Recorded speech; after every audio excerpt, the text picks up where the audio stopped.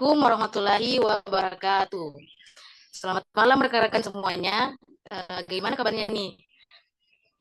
Semoga kita semua dalam keadaan sehat dan baik-baik saja ya. Amin ya robbal alamin. Baik, izinkan saya memperkenalkan diri terlebih dahulu. Nama saya Anissa Miranti Amri, akrab disapa Anissa. Saya berasal dari kampus IAIN Parepare, Sulawesi Selatan, jurusan Pendidikan Agama Islam, yang insya Allah saya akan menjadi MC pada webinar kita malam hari ini. Baik, rekan-rekan sekalian, judul webinar kita pada malam hari ini ialah lulus SPD mau jadi apa? Nah, rekan-rekan, seperti yang kita sudah ketahui semua bahwasanya sarjana pendidikan ialah gelar untuk jurusan keguruan atau pendidikan. Jadi di sini saya mau tanya dulu nih, siapa yang sedang kuliah di jurusan pendidikan dan bercita-cita menjadi pendidik seperti guru maupun dosen? Tahu siapa aja nih yang sudah menjadi alumni yang menyandang gelar sebagai sarjana pendidikan? Nah, rekan-rekan, tengah ramai ya saat ini kita lihat di berita-berita di sosial media seperti Instagram ataupun Facebook tentang siswa-siswi yang tidak tahu membaca. Hal ini membuat guru harus menambah jam pelajaran di luar dari jadwal mengajarnya. Maka dari itulah di sini penting perannya seorang guru, terutama mahasiswa yang kuliah di jurusan pendidikan yang pada saat lulus nantinya saat menyandang gelar mau menjadi apa dan usaha-usaha apa yang bisa dilakukan untuk berkontribusi bagi kecerdasan anak bangsa. Nah, jadi tujuan webinar ini dibuat ialah untuk mengedukasi dan juga untuk memberikan inspirasi kepada mahasiswa maupun alumni tentang prospek kerja lulusan pendidikan yang nantinya akan dijelaskan atau dipaparkan oleh Kak Rizky Mokodompit, MPD. Jadi webinar kali ini sangatlah cocok ya buat kalian yang sedang menjalani perkuliahan dengan fokus mengambil jurusan pendidikan di kampus. Karena materi kita pada malam hari ini sangat Masya Allah. Ya, beliau adalah Kak Rizky Mokodompit, MPD, yang merupakan seorang dosen muda yang pernah menjadi guru dan juga sebagai founder komunitas sudut belajar. Ya, Masya Allah sekalian, memang background pendidik beliau ini cocok dengan judul webinar kita pada malam hari ini. Baik, untuk sesi selanjutnya akan dipandu oleh Mbak Nadila. Untuk itu saya mau menyapa dulu Mbak Nadila. Halo Mbak Nadila, bagaimana kabarnya?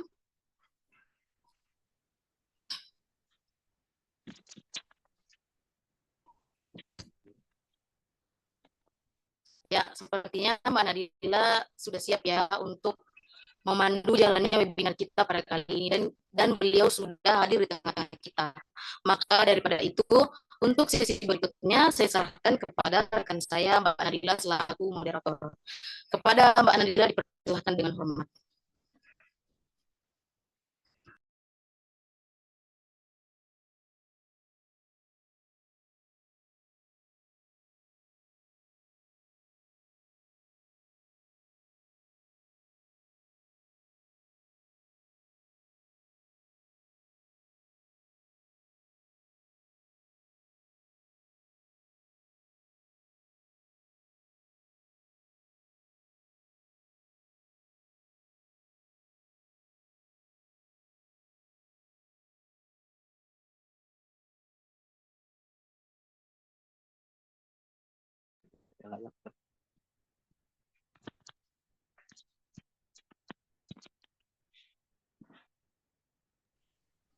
Halo Mbak Nadila.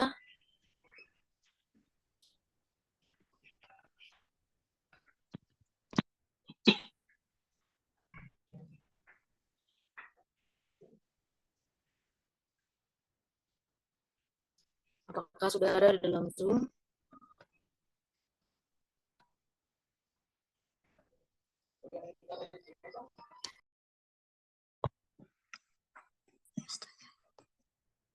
Ya, mohon maaf teman-teman, tadi ada kesalahan teknis sedikit. Baik, terima kasih Mbak Nisa. Halo teman-teman semuanya, perkenalkan nama saya Yayang Tiana Dila Sulaiman dari kampus IAIN Sultan Hamid Gorontalo, jurusan Pendidikan Agama Islam. Nah, saya yang akan memandu jalannya webinar pada malam hari ini. Nah, sebelum webinar ini dimulai, kami menghimbau kepada para peserta untuk menjaga kondusivitas jalannya acara dan mohon mengaktifkan kamera jika kondisi teman-teman memungkinkan. Dan mohon menonaktifkan mikrofon selama pemaparan materi berlangsung, serta menyimak dengan seksama pemaparan materi oleh narasumber. Dan jika ada pertanyaan, teman-teman bisa menggunakan fitur raise hand atau melalui kolom chat yang tersedia ya. Di akhir nanti akan ada sesi tanya jawab antara teman-teman sekalian dan narasumber kita. Nah, mohon maaf teman-teman, apakah video ada? Apakah video saya ada teman-teman? Ada. Ya. Ya,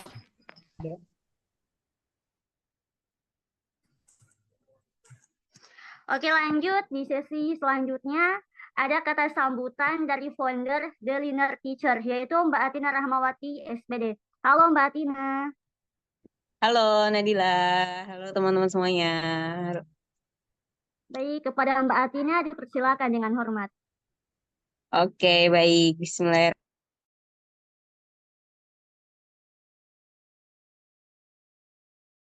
Waalaikumsalam warahmatullahi wabarakatuh. Waalaikumsalam warahmatullahi wabarakatuh. Alhamdulillahirrahmanirrahim. Puji syukur kita panjatkan kehadirat Allah Subhanahu wa taala yang telah melimpahkan kesempatan kepada kita sehingga kita bisa berkumpul di acara webinar ini. Dan salawat serta salam semoga tetap tercurahkan kepada Nabi Muhammad SAW yang kita nantikan syafaatnya di yaumul akhir nanti. Sebelumnya, yang saya hormati Pak Rizky Mokodompit, Magister Pendidikan, selaku pembicara pada hari ini. Dan yang saya hormati rekan-rekan tim dari Keluh Kesah Ngampus dan juga The Nurture. Dan yang saya sayangi rekan-rekan peserta webinar pada malam hari ini. Alhamdulillah, saya perkenalkan diri dulu. Perkenalkan, nama saya Atina Rahmawati, bisa dipanggil Atina. Saya di sini selaku founder dari The Learner Teacher. Nah, kita kenalan dikit ya sama The Learner Teacher. Jadi The Learner Teacher itu adalah sebuah wadah gitu kan, yang berawal dari keresahan saya dan diskusi dengan beberapa rekan saya gitu tentang pendidikan di Indonesia. Seperti yang kita ketahui sendiri ya, di dewasa ini tuh pendidikan di Indonesia tuh semakin banyak berita aneh-aneh gitu ya, yang mengindikasikan bahwasanya pendidikan kita tidak baik-baik saja.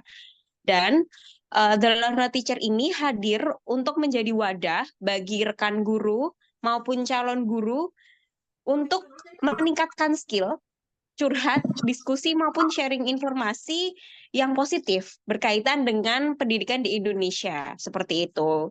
Jadi sosial media dari The Learner Teacher ini bisa dimanfaatkan dengan baik gitu. Nah, The Learners bisa join di grup Facebook buat diskusi, curhat, maupun share informasi gitu ya.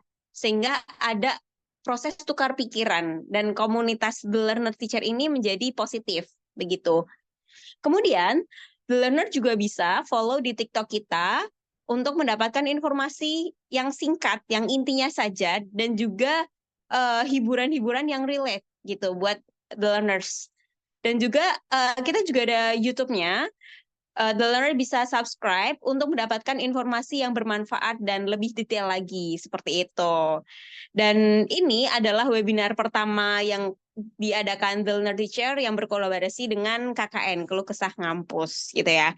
Judulnya tentang lulus SPD mau jadi apa. Karena kita tahu sendiri bahwasannya kampus pendidikan tuh kan di Indonesia cukup banyak ya. Dan mungkin ada beberapa di antara rekan-rekan di sini yang udah kuliah di FKIP tapi ngerasa kok kayaknya aku salah jurusan ya, pengen lintas jurusan ya. Ada yang berpikir seperti itu. Atau bahkan ada yang merasa ada yang jurusannya di jurusan-jurusan murni atau non FKIP tapi ngerasa kayaknya aku pengen jadi guru deh kayak gitu. Nah, di sini nanti akan dipandu oleh Pak Rizky Mokodompit mengenai hal ini. Silahkan diserap ilmunya sebanyak-banyaknya dan kalau ada yang dibingungkan boleh ditanyakan seperti itu. Jadi di sini adalah sesi diskusi yang baik seperti itu. Nah, oke.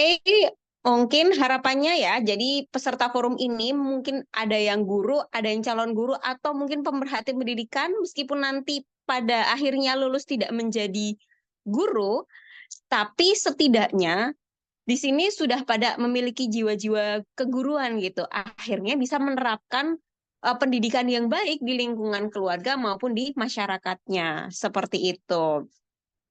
Oke, jadi mungkin hanya ini ya, silahkan di-follow, di-subscribe sama join grup Facebooknya. Dan juga saya ucapkan terima kasih KKN selaku partner kali ini. Akhir kata, ada tagline dari KKN ya.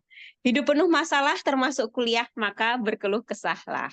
Kalau dari The Learner Teacher ini sendiri adalah komunitasnya guru untuk belajar dan bertumbuh. Akhirul kalam, billahi taufiq wal hidayah. Wassalamualaikum warahmatullahi wabarakatuh. Selamat menimba ilmu. Waalaikumsalam. Waalaikumsalam warahmatullahi wabarakatuh. Baik, terima kasih Kak Anissa atas kata sambutannya selaku founder The Learner Teacher. Nah, sesi berikutnya yaitu sesi yang paling kita tunggu-tunggu nih, teman-teman. Yaitu sesi pemaparan materi dari Pak Rizky Mokodompit. Nah, sebelum kita mulai, saya ingin menyapa dan mengucapkan selamat datang kepada beliau. Selamat malam, Bapak. Bagaimana kabarnya malam ini? Alhamdulillah ya. Apa kabar semua? Sehat semua ya? Kedengaran Baik, ya? alhamdulillah. Alhamdulillah. Oh ya. Baik, terima kasih Bapak atas kesediaannya untuk berbagi ilmu kepada kita semua, khususnya member KKN dan TLT. Nah, sebelum memulai webinar, izinkan saya memperkenalkan Pak Rizky, dan saya akan membacakan CV beliau secara singkat. Rizky Mokodompit, Magister Pendidikan, yang merupakan Magister lulusan PAI tahun 2021 di usia yang masih muda.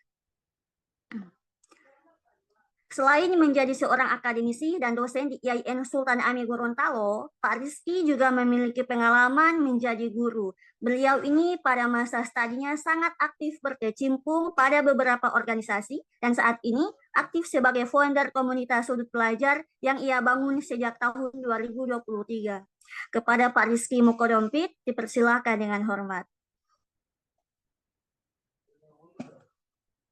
Halo, cek kedengaran ya? Halo, kedengaran? Iya Pak, ada Oke. Pak. Mbak, aman. Aman. Oke, bismillahirrahmanirrahim. Assalamualaikum warahmatullahi wabarakatuh. Waalaikumsalam warahmatullahi wabarakatuh. Waalaikumsalam warahmatullahi wabarakatuh. Iqra bismi rabbikal ladzi khalaq. Pertama puji syukur kepada Allah yang telah memberikan kita semua nikmat kesehatan, juga kesempatan. Andai saja satu nikmat ya yang Allah cabut buat kita ya, misal nikmat pernafasan ya. Nggak tahu apakah masih ada aktivitas begini. Makanya segala nikmat harus perlu kita syukuri. Salawat dan salam tak lupa juga kita hadiahkan kepada junjungan kita, panutan kita, Nabi besar Muhammad SAW. Beliau diutus sebagai wa ma arsalnaka ila rahmatan lil alamin, yaitu dengan pendekatan dakwah yang sangat adem, sangat penuh budi pekerti.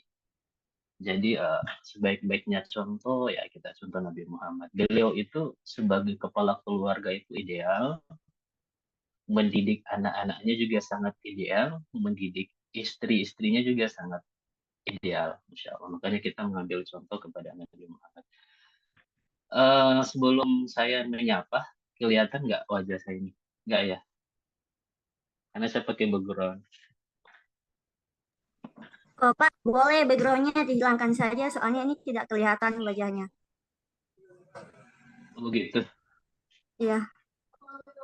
Oke, saya hilangkan dulu ya.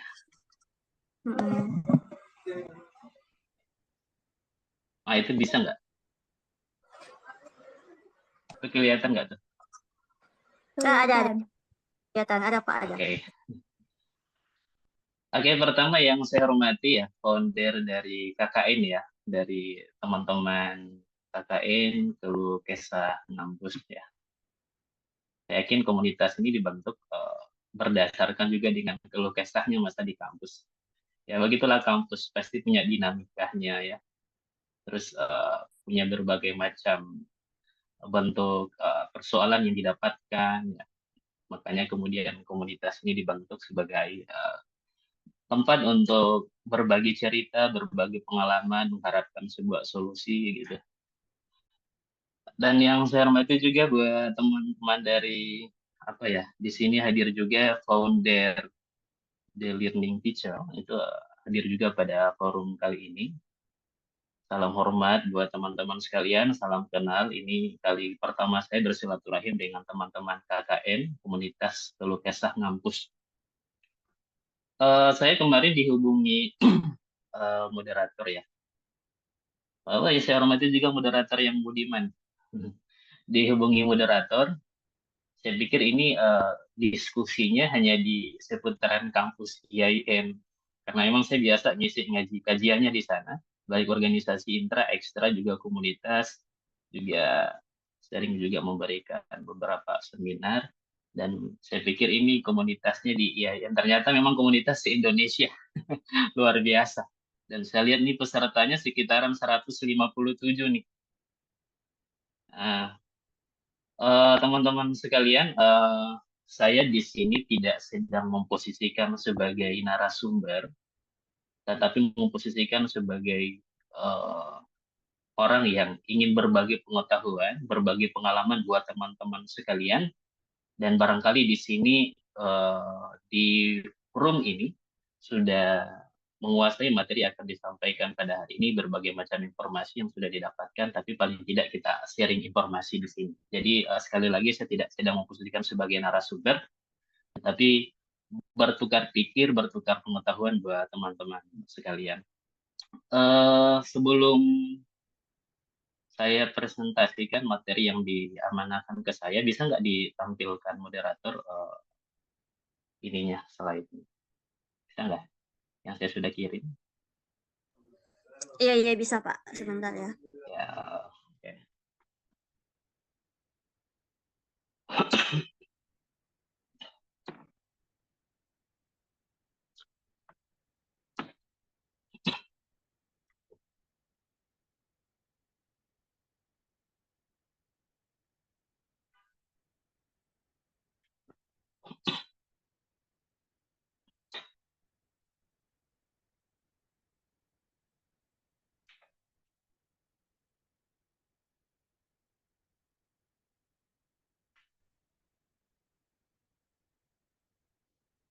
Oke, baik.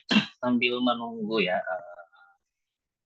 PPT yang akan ditampilkan, saya sedikit mengulas mengenai tentang tema yang diamanahkan ke saya. Ini temanya lulus SPD mau jadi apa?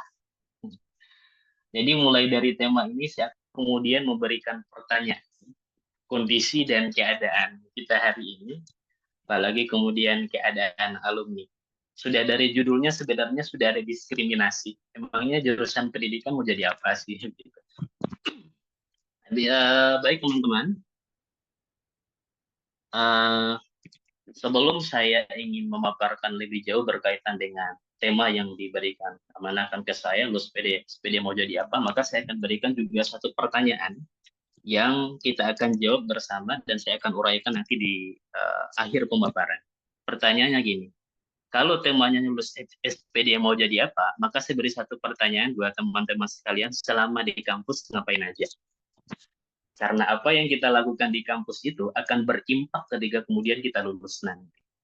Baik soft skill-nya, terus kemudian mindset-nya, cara pandangnya, pola pikirnya, itu akan terbentuk ketika dia berproses di dunia kampus. Setelah lulus berimpak apa yang dia lakukan ketika lulus nanti, dia cenderung tahu memposisikan diri.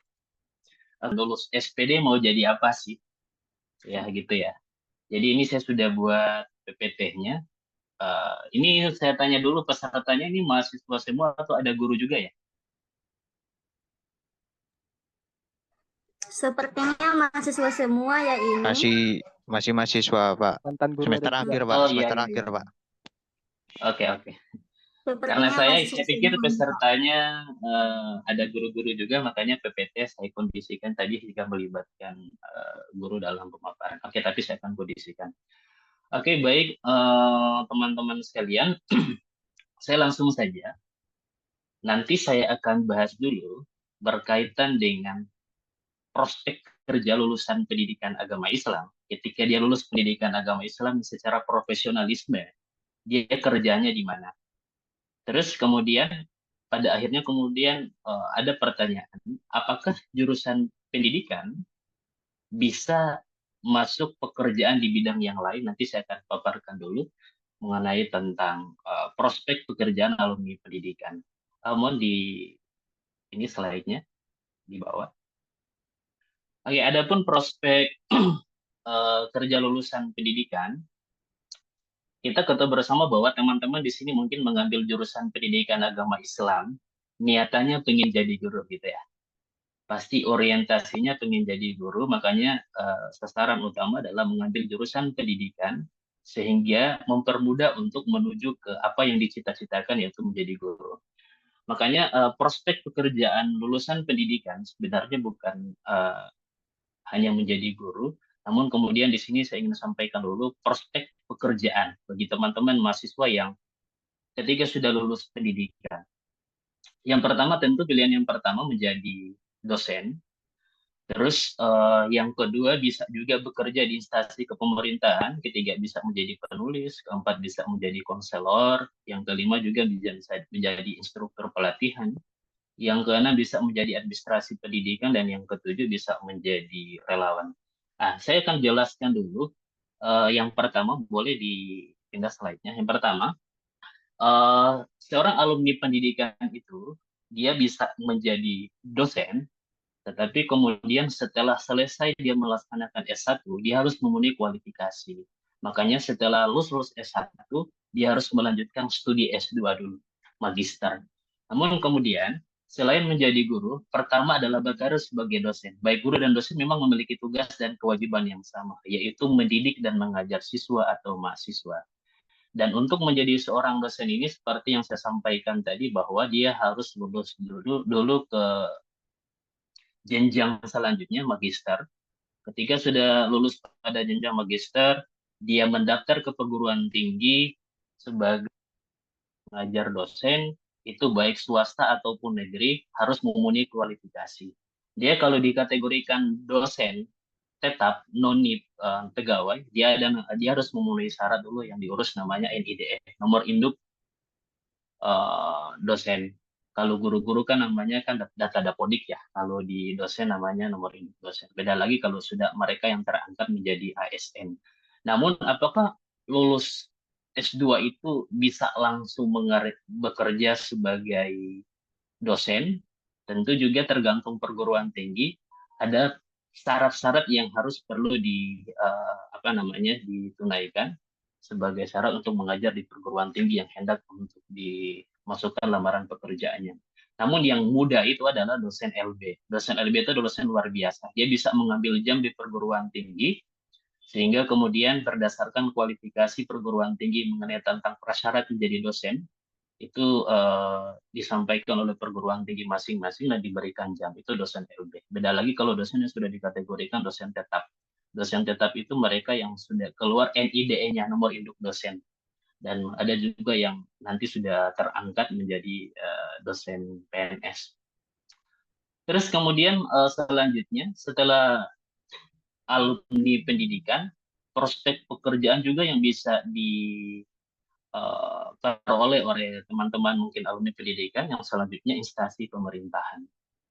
Instansi pemerintahan seringkali tentu membutuhkan pegawai yang memiliki keahlian khusus untuk ditempatkan di divisi tertentu. Misalnya di Kementerian Pendidikan dan Kebudayaan, Kemendikbud. Lulusan sarjana itu biasa jurusan pendidikan itu biasa ditempatkan di bagian divisi pengembangan kurikulum. Namun ada juga teman-teman mungkin alumni pendidikan baik bahasa Arab maupun bahasa Inggris bisa masuk di kementerian di Kemendagri, ada juga Kementerian Luar Negeri untuk ditetapkan di divisi-divisi yang tentu ada dibuka pada lowongan pendidikannya. Terus selanjutnya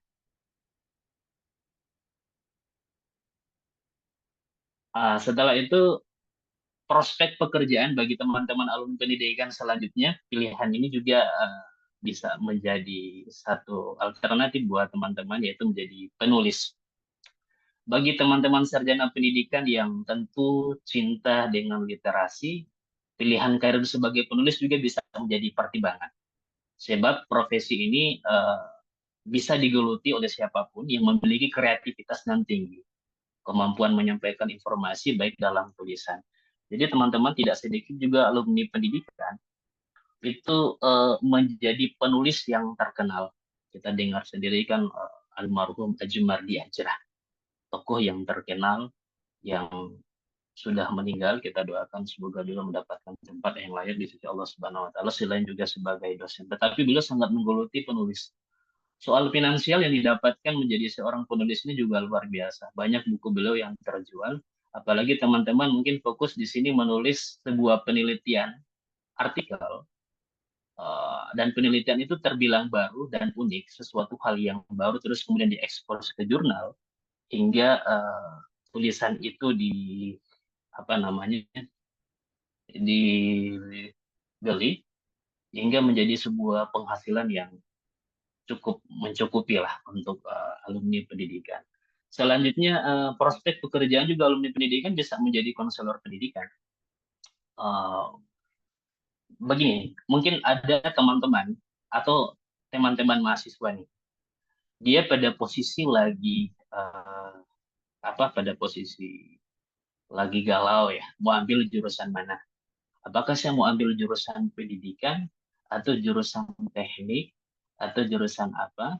Maka banyak orang nanti memberikan pandangan kepada teman-teman konselor begitu untuk mengarahkan minat dan bakat. Jadi banyak juga alumni pendidikan yang prospek kerjanya menjadi konselor pendidikan, tempat orang untuk curhat, menyampaikan pandangannya hingga sebelum memilih dan menetapkan. Terus konselor pendidikan di sini mengarahkan. Oke, selanjutnya, slide selanjutnya. Nanti saya jelaskan dulu mengenai tentang alumni pendidikan itu bisa bekerja di mana. Setelah itu nanti kita coba berdiskusi sesuatu hal yang baru dan isu-isu terkini juga berkaitan dengan curhatan mahasiswa. Selanjutnya juga bisa berkarir sebagai instruktur pelatihan. Nah, prospek kerja sarjana pendidikan berikutnya adalah menjadi instruktur pelatihan kejuruan. Akan bertanggung jawab melaksanakan pelatihan pembelajaran di bidang tertentu. Namun, untuk menjadi instruktur pelatihan ini, dia harus memenuhi kualifikasi. Sehingga dia ditetapkan sebagai instruktur pelatihan. Kalau di Kementerian Agama, mereka yang dipercayakan menjadi instruktur pelatihan, maka dia harus melalui beberapa tahap. Pertama peserta dulu, terus kemudian menjadi fasilitator, selanjutnya menjadi instruktur pelatihan. Nah, ini juga bisa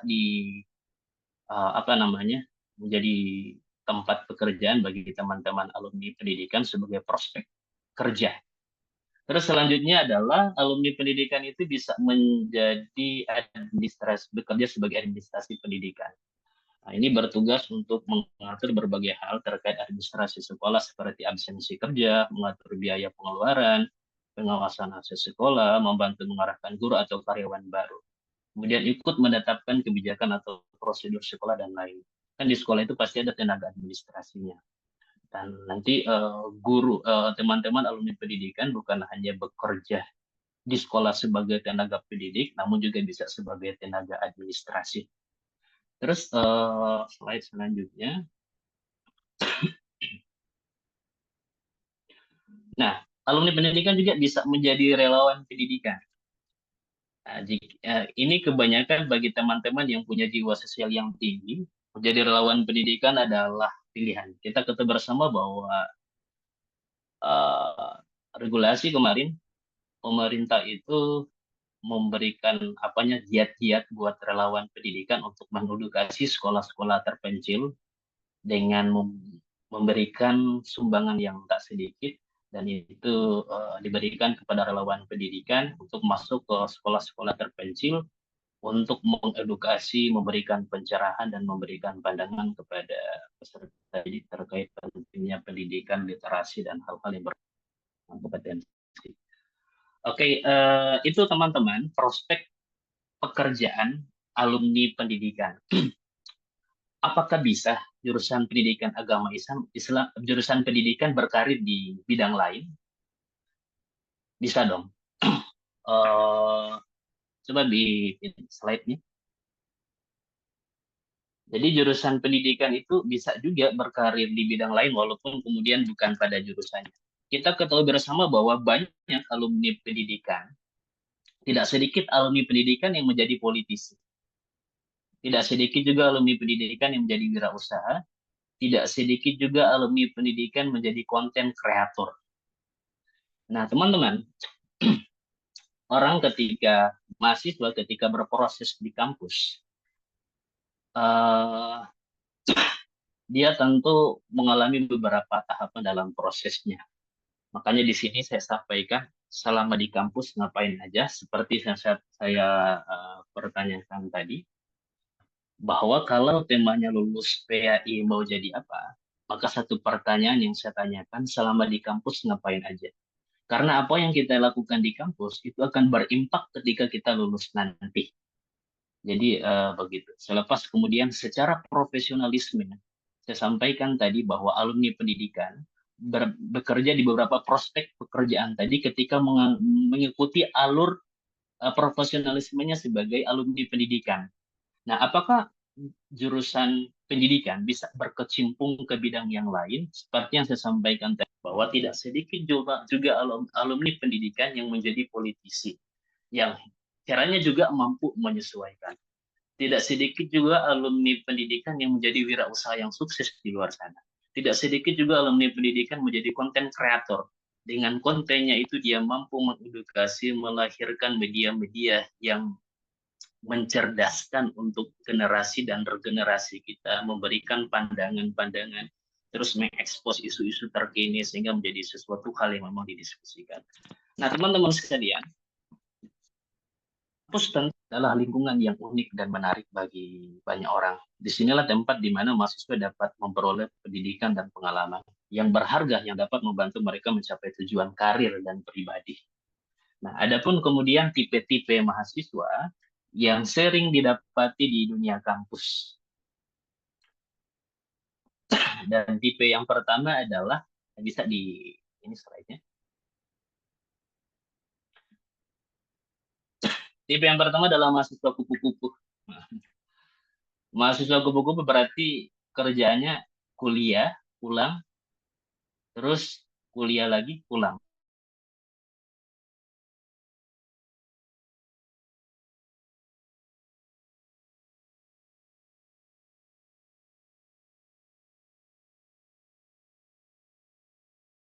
Sebagai orang yang merantau, terus kemudian menggugurkan kewajibannya di kampus, di perkuliahan, setelah itu dianggap selesai, sudah kembali lagi di kos atau kembali lagi ke rumah. Setelah itu ketika ada jam pembelajaran di kampus, dia kembali ke kampus, begitu aja terus.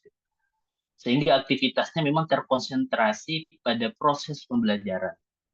Namun ada juga tipikal mahasiswa yang kuda-kuda. Nah, tipe mahasiswa yang kuda-kuda ini memiliki kepanjangan kuliah dagang. Tipe mahasiswa ini adalah mereka yang memiliki jiwa pengusaha, sehingga dedikasinya setelah kuliah adalah untuk mengurus apa yang mereka jual. Jadi teman-teman, makanya saya sampaikan tadi tidak sedikit juga alumni pendidikan yang sukses menjadi wirausaha karena memang aktivitasnya di kampus sudah menata skill itu, sehingga ketika dia selesai perkuliahan, dia tidak asing lagi soal bisnis, hingga dia itu dia konsentrasi, dia kembangkan terus, akhirnya kemudian dia sukses dalam soal bisnis itu. Nah, selanjutnya juga tipe mahasiswa yang disebut dengan bisa dipindah slide-nya.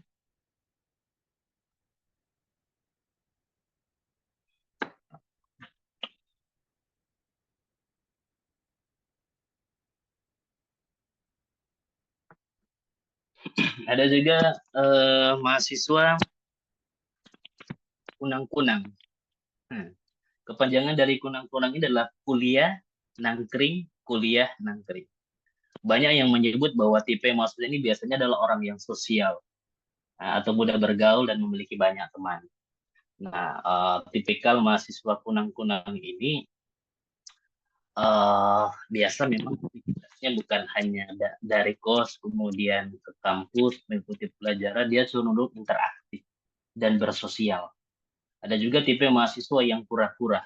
Nah, tipe mahasiswa yang kura-kura ini jika di teks hobinya itu rapat organisasi atau komunitas, maka termasuk mahasiswa yang kura-kura, kerjanya kuliah rapat. Nah, tipikal mahasiswa yang kura-kura ini disebut sebagai mahasiswa aktivis. Nah, kegiatannya terjun di organisasi baik intra maupun ekstra, tujuannya adalah memperkuat soft skill, juga melatih kepemimpinan, cara pandang yang lebih dewasa lagi. Terus kemudian ada juga mahasiswa yang kunang-kunang. Kepanjangan dari kunang-kunang ini adalah kuliah nangkring. Banyak yang menyebut, ini kan sudah saya sampaikan tadi mengenai tentang mahasiswa kunang-kunang. Oke teman-teman, berkaitan dengan aktivitas kemahasiswaan di kampus ini tentu akan berimpak. Bagi saya adalah ketika teman-teman mengambil jurusan pendidikan dan berproses dunia kampus, bagi saya pendidikan itu adalah merubah mindset, merubah cara pikir, merubah cara pandang, mendewasakan diri, melihat situasi realitas yang ada, lebih dewasa. Kalau teman-teman kuliah hanya sekedar kemudian mengukurkan kewajiban mata kuliah dan mengejar ijazah, bagi saya itu sesuatu hal yang nanti pergunakan baik-baik waktu kuliahnya. Paling tidak manfaatkan sebaik mungkin 4 tahun itu untuk benar-benar mengasah potensi dan kapasitas diri. Sehingga alumninya itu benar-benar terbentuk melalui miniatur kecil seperti kampus. Misal, ketika dari kos atau dari rumah berangkat ke kampus, setelah itu mengikuti proses pembelajaran. Teman-teman, kalau saya saran ikutlah organisasi-organisasi yang bisa mengembangkan kompetensi teman-teman. Kalau teman-teman tujuannya menjadi guru, maka pilihlah lingkungan yang mendukung itu. Misal ada organisasi intra dan ekstranya. Saya terus terang sedikit sharing mengenai tentang proses saya di kampus. Karena memang cita-cita saya sudah dari dulu pengennya jadi dosen, makanya sejak semester 1 saya sudah rancang, saya mau ngapain aja. Karena orientasi saya jadi dosen, pertama yang saya lakukan, saya memperbanyak referensi, membaca literasi. Tidak cukup juga dengan itu, tentu saya perlu lingkungan yang mendorong saya untuk bisa berkembang. Nah, organisasi-organisasi lah yang membutuhkan. Saya berkecimpung di organisasi ekstra, juga pernah diamanahkan sebagai ketua BEM fakultas di kampus saya. Dan banyak ilmu yang saya dapatkan mengenai tentang kepemimpinan, membangun relasi, terus kemudian menambah wawasan, berteman, mempergunakan waktu sebaik mungkin, seoptimal mungkin. Sehingga proses kita kuliah itu tidak hanya selesai begitu aja, tetapi melalui proses dan benturan yang luar biasa. Kalau kata Najwa Shihab, saya pinjam kata Najwa Shihab, proses perkuliahan itu jangan hanya selesai dalam ruang lingkup kelas. Silakan bergaul, silakan berteman, silakan membangun relasi, silakan berkecimpung di organisasi, silakan kembangkan potensi, silakan kembangkan pengetahuan. Jangan kungkung pengetahuan hanya lewat ruang lingkup kelas. Kembangkan. Terus dengan itu bisa merubah mindset dan cara pandang kita. Nah, jadi buat teman-teman mahasiswa, mungkin berbagai macam dinamika yang ditemukan di kampus, dan saya merasakan sendiri dinamikanya memang luar biasa. Tapi teman-teman, dunia kampus itu adalah dunia yang paling romantis bagi saya. Karena kita akan berhadapan dengan berbagai macam karakter mahasiswa, terus kemudian bertemu dengan dosen yang berbeda-beda, ya. Apalagi ini mahasiswa akhir nih, sementara menyusun skripsi. Ada sementara bimbingan ke dosennya, dosen pembimbing satu mengatakan A, sudah ideal, oke, latar belakangnya sudah pas. Tetapi setelah bimbingan ke dosen, pembimbing dosen kedua A berubah lagi. Makanya memang diuji banget itu mentalitas kita dalam proses perkuliahan. Itu apakah kita mengeluh atau tetap melalui? Kalau kata dosen saya, mengeluh bukan jawaban, melalui adalah solusi. Jadi apapun dinamika yang kita dapatkan dalam proses kampus, lalui aja. Itu bagian dari proses. Tapi saya tidak mengatakan bahwa saya tidak pernah, tetapi apakah kita berlama-lamaan dengan hal itu? Jadi teman-teman manfaatkan betul proses perkuliahan. Karena setiap tahunnya sarjana di Indonesia survei pada tahun 2022 ya. Kurang lebih setiap tahunnya yang diwisuda di Indonesia itu berkisar 1,5 juta.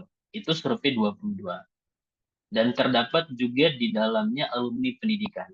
Karena alumni pendidikan merupakan jurusan yang sangat diminati, makanya kemudian banyak juga alumni-alumni pendidikan yang membutuhkan lapangan pekerjaan di luar sana.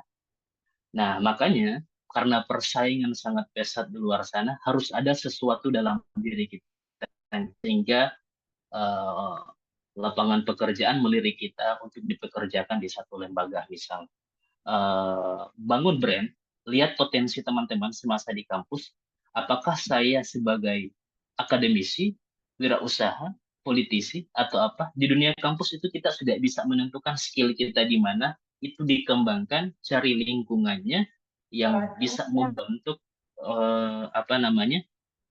kemampuan-kemampuan yang kita hadapi di realitas yang ada di lapangan. Teman-teman, saya ingin sampaikan berbanggalah pada teman-teman alumni pendidikan. Sekalipun mungkin teman-teman alumni pendidikan itu tidak bekerja pada bidangnya. Karena bagi saya adalah pendidikan itu seperti yang saya sampaikan itu. Kalau orientasinya hanya soal kerja, makanya sampai di situ. Tetapi kalau orientasi kita mau belajar di kampus benar-benar menambah pengetahuan, memperluas wawasan, mengubah mindset, memperbaiki cara pandang, kita tahu betul bagaimana memposisikan diri kita. Kalau Tuhan itu sebenarnya menempatkan manusia itu berdasarkan kapasitasnya, begitu.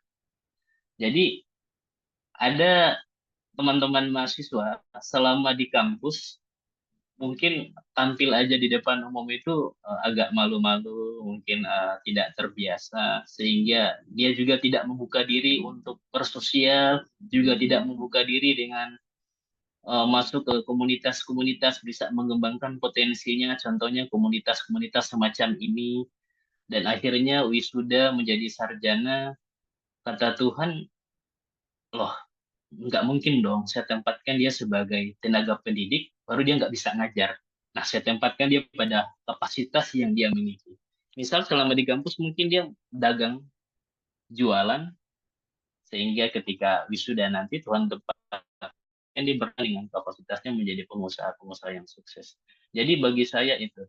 Nah, teman-teman sekalian, ketika menjadi lulusan pendidikan, mungkin kan keluh kesahnya soal lapangan pekerjaan, belum lagi berbagai macam persyaratan yang harus dipenuhi di luar sana.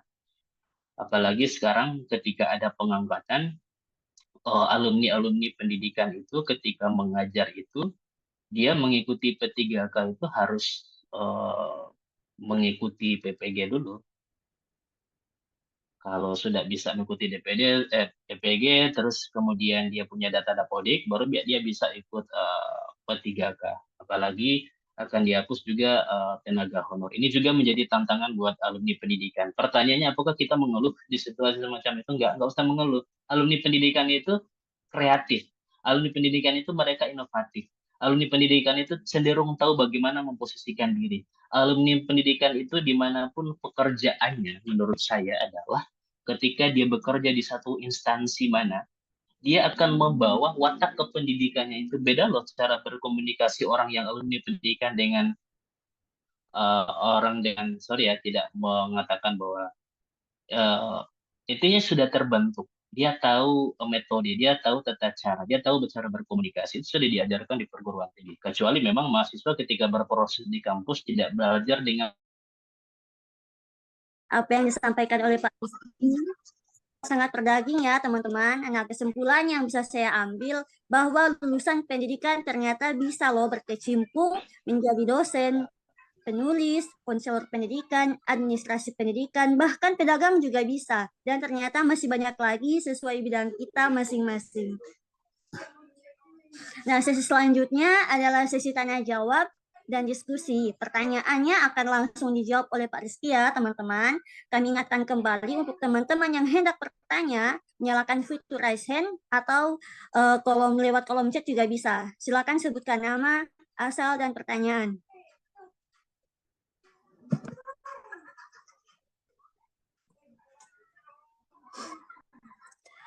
Baik, karena ini ternyata lumayan banyak yang bertanya, kita cukupkan untuk 3 pertanyaan dulu ya di sesi pertama.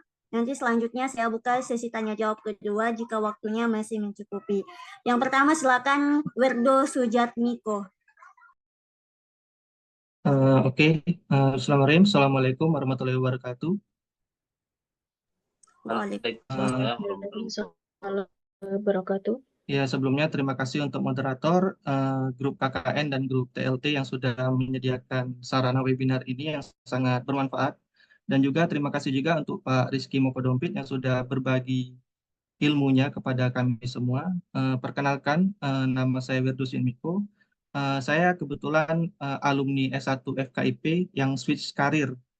Jadi saya nggak menjadi guru dan juga saya sekaligus mahasiswa tingkat akhir pasca sarjana di Sosiologi Unsri. Nah, jadi tadi Pak Rizky sudah menyinggung sedikit ya soal PPG yang mana untuk mulai tahun ini itu banyak sekolah-sekolah, terutama sekolah negeri yang udah nggak nerima lagi honorer. Nah, jadi untuk teman-teman di sini yang ya semuanya FKIP itu wajib diketahui bahwa sekolah udah nggak nerima lagi honorer. Yang mana jadi kalau kita mau ikut P3K itu kita harus ikut PPG. Nah, jadi kalau kita lihat itu di situs Kemendikbud itu PPG itu bisa diikuti oleh selain jurusan FKIP. Jadi teman-teman boleh cek sendiri banyak jurusan non FKIP yang bisa ikut FKIP, ikut di PPG. Nah, jadi yang ingin sebenarnya itu apa sih yang seharusnya dilakukan oleh negara ini tentang fenomena ini yang mana itu menurut saya itu negara ini memperbaiki kualitas dari FKIP daripada membuka PPG, namun semua jurusan bisa ikut. Ya kalau dipinjam logika kayak gitu kan anak FKIP harusnya bisa ambil koas kedokteran kan. Kenapa jurusan lain itu bisa ngambil di FKIP kayak gitu. Mungkin itu sih. Terima kasih untuk moderator atas kesempatannya. Assalamualaikum warahmatullahi wabarakatuh. Terima kasih. Mungkin pertanyaannya bisa langsung dijawab, Pak, atau ditampung dulu.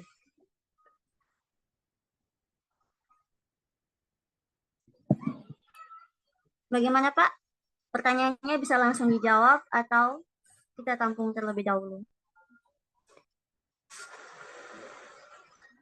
Oh, mohon maaf, tolong nyalakan mikrofonnya Pak Rizky.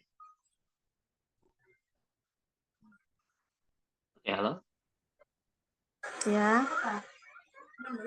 Boleh langsung tiganya sekalian, nanti saya catat pertanyaan. Oh iya. Baik, kita lanjut ya. Yang kedua, kepada Miftahudin, silakan. Oke, Assalamualaikum warahmatullahi wabarakatuh. Terima kasih untuk moderator atas kesempatan saya dapat bertanya, terus juga untuk Pak Rizky Mokodompit, terima kasih telah menjabarkan beberapa materi tadi. Dari penjabaran Bapak Rizky tadi, itu tadi mengenai lulusan SPD dapat menjadi guru, dosen, kepala sekolah, pengawas, dan lain-lain. Sudah pasti dari pilihan tersebut memiliki beberapa hambatan seperti ketersediaan lapangan kerja, gaji yang rendah, perubahan teknologi, dan pengajaran pengembangan karir yang terbatas. Kebijakan pendidikan itu berubah dan masih banyak lagi hambatan lainnya.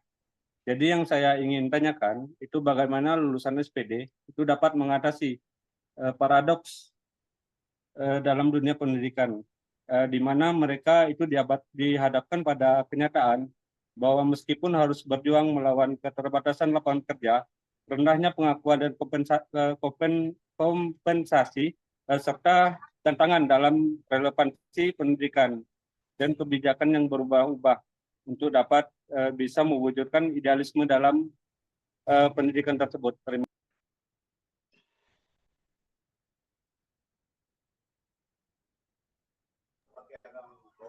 Oke, baik. Apakah jelas pertanyaannya ini Pak Rizky? Tiba-tiba mikrofonnya mati. Oh iya, Bisa dipahami. Selanjutnya satu lagi dari pihak perempuan, mungkin ada yang ingin bertanya.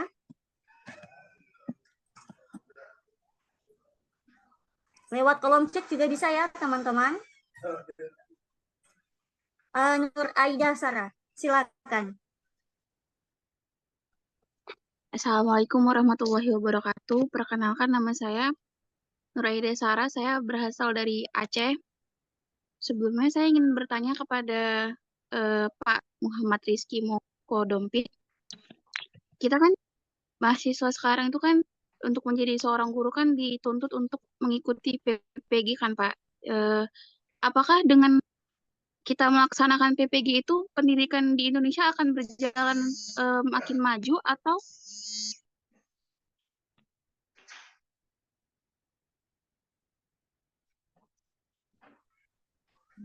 Bagaimana Kak Nur Aida Sarah pertanyaannya?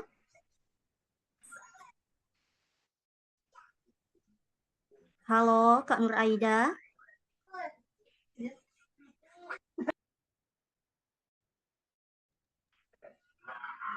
Maaf, suara saya ada Kak? Tadi sempat hilang Kak, bisa diulangi lagi pertanyaannya? Aduh, sumpah nggak ada suaranya, hilang.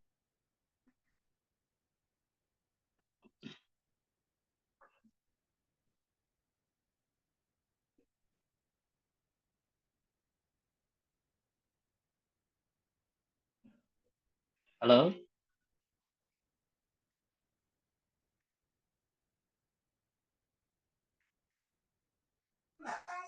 Halo, Kak Nur Aida Sarah.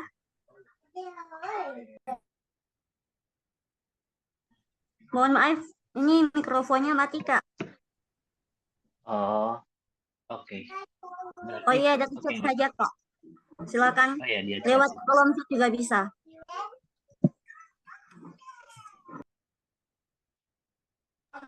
Silakan dicatat lewat kolom chat saja ya Kak.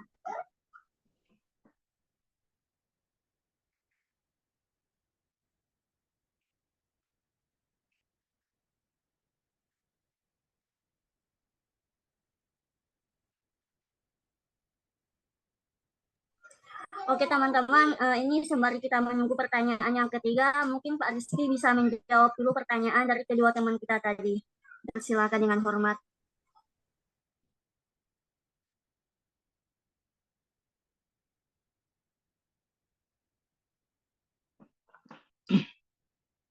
Oh, sudah langsung ya? Kedengaran?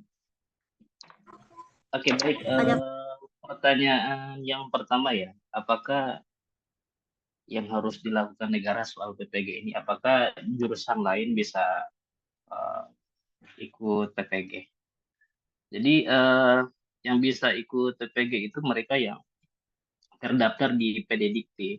Jadi jurusan manapun sebenarnya bisa mengikuti PPG, yang penting terdaftar di PDDikti. Sebenarnya PPG ini adalah peningkatan kualifikasi dan kompetensi yang dia miliki. Misal kalau seorang guru, baik itu pelatihan, pengembangan kompetensi guru, dan hal-hal yang berkaitan dengan pendidikan. Adapun kemudian jurusan yang lain, tentu itu berdasarkan dengan kapasitas jurusan yang dia miliki. Kalau saya beri contoh untuk pelatihan bagi teman-teman pendidikan kan soal bagaimana menguasai pengetahuan pendidikan diterapkan di dunia proses pembelajaran sehingga memang benar-benar mampu menjadi profesional. Ini kalau guru-guru yang sudah lulus PPG ini, mereka dikategorikan guru yang sudah tersertifikasi. sertifikasi ini mendapatkan tunjangan dari pemerintah selain kemudian mendapat tunjangan dari sekolah mereka yang sudah lulus PPG. Dan mereka yang sudah lulus PPG ini ketika mengikuti PNS, P3K, nilainya tinggi ya ketika memiliki sertifikat PPG itu. Makanya PPG ini adalah peningkatan kompetensi dan kualitasnya. Nah sekarang apa yang harus dilakukan negara soal PPG ini? Soal PPG ini tentu juga menjadi berbagai macam pandangan. Tetapi bagi saya juga PPG ini merupakan solusi juga di tengah situasi kondisi tenaga pendidik kita hari ini. Karena memang banyak juga guru di luar sana yang tidak menguasai betul kompetensi dan kapasitasnya sebagai seorang guru. Ketika guru itu kan banyak juga kejadian di lapangan nih. Guru ketika mengajar siswa, ini saya ambil contoh ke guru ketika mengajar siswa itu kan kadang ucapan-ucapan yang dianggap guru biasa saja, tapi berimpak pada mentalitas siswa. Guru ketika proses pembelajarannya juga kadang sering membanding-bandingkan anak si A dan juga si B. Anak ini pintar, yang ini tidak pintar, ini cerdas. Itu secara terang-terangan disampaikan ke ruang kelas. Sehingga apa yang didapatkan peserta di dalam proses pembelajaran itu bukan pada pengetahuan, tapi sakit secara mental. Bayangkan peserta didik nih, di rumah dia tidak dapatkan solusi soal pengetahuannya. Salahnya juga orang tua sekarang kan ketika menitipkan anaknya di sekolah, udah selesai tugasnya. Padahal memang membangun kemitraan orang tua dan guru itu sangat penting. Maka orang tua guru di sini harus memang benar-benar secara totalitas mengajar siswa. Ketika dia proses pembelajaran di kelas, dia menyampaikan, saya dijawab seluruh guru saya tidak pintar loh, si B yang pintar. Ngapain sih ingin berkembang? Mentalitas dia kan sudah terpengaruh. Makanya kan banyak juga alumni yang sakit secara mentalitasnya karena secara guru yang mendidik tidak melakukan pendekatan yang lemah lembut, tidak mendeteksi kapasitas dan potensi yang dimiliki oleh anak itu masing-masing.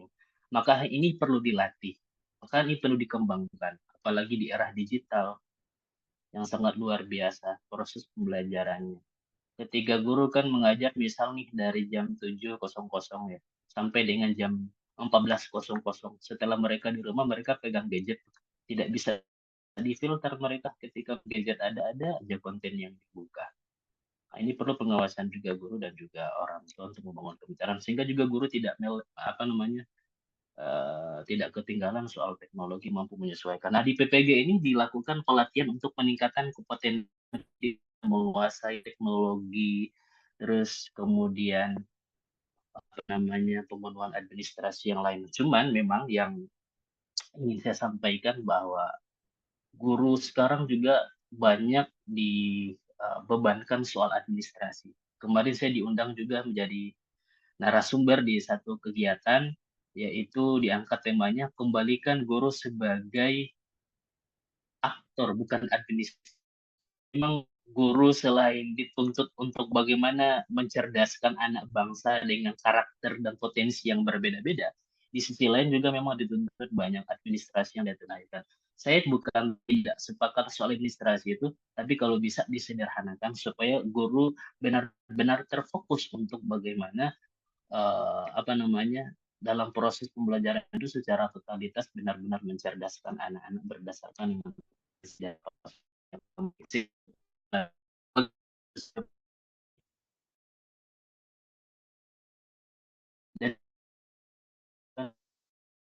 itu. Maka negara juga harus memberikan solusi terkait dengan PPP ini.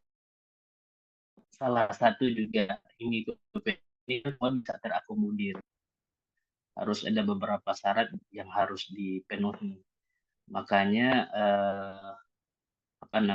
syarat-syarat yang harus dipenuhi paling tidak kan kalau di Dikbud dia terdaftar di Dapodi, kemudian kalau di Kementerian terdaftar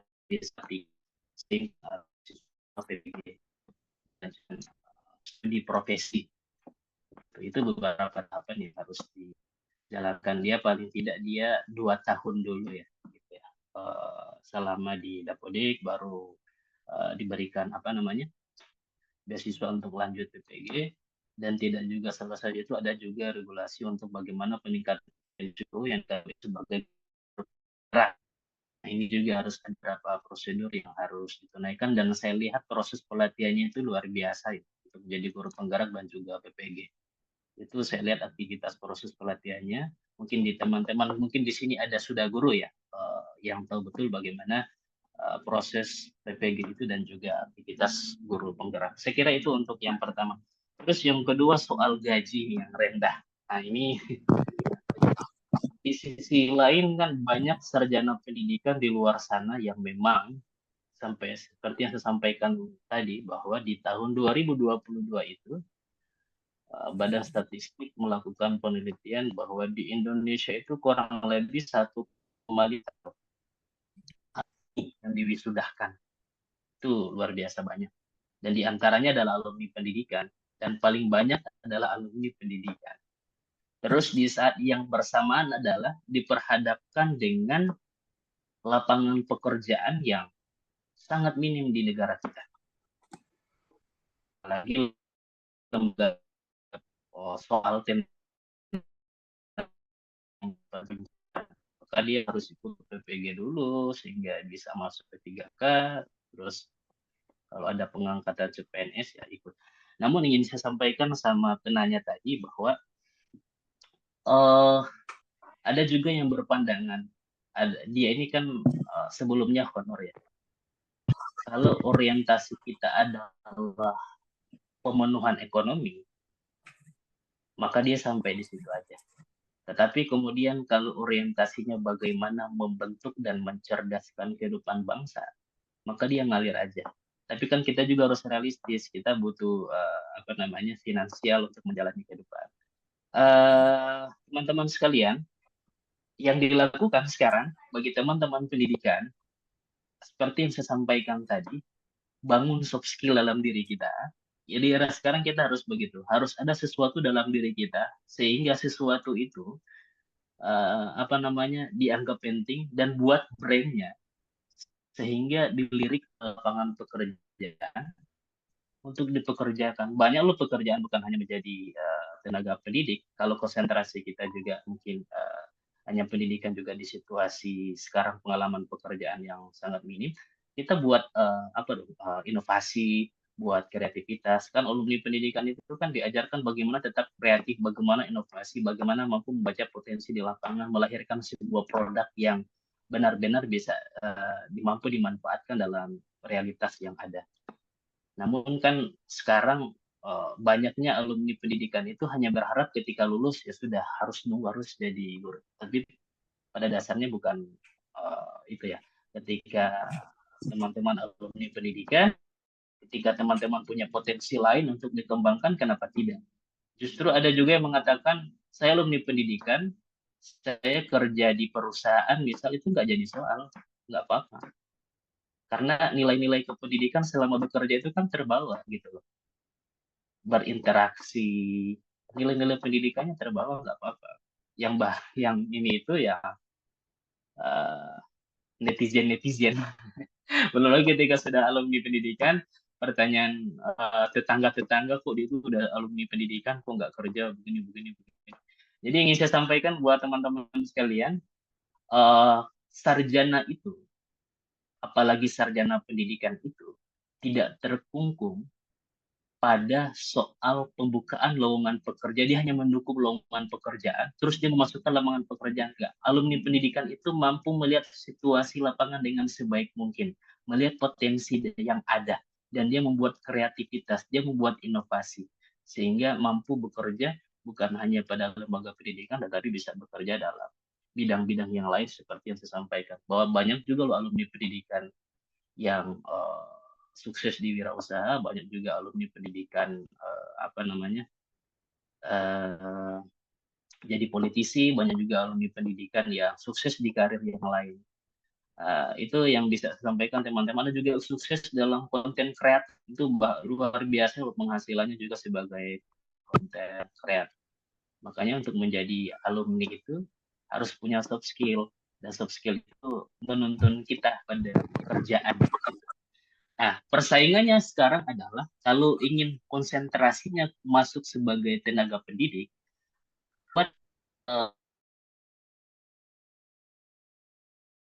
guru-guru yang lain gitu.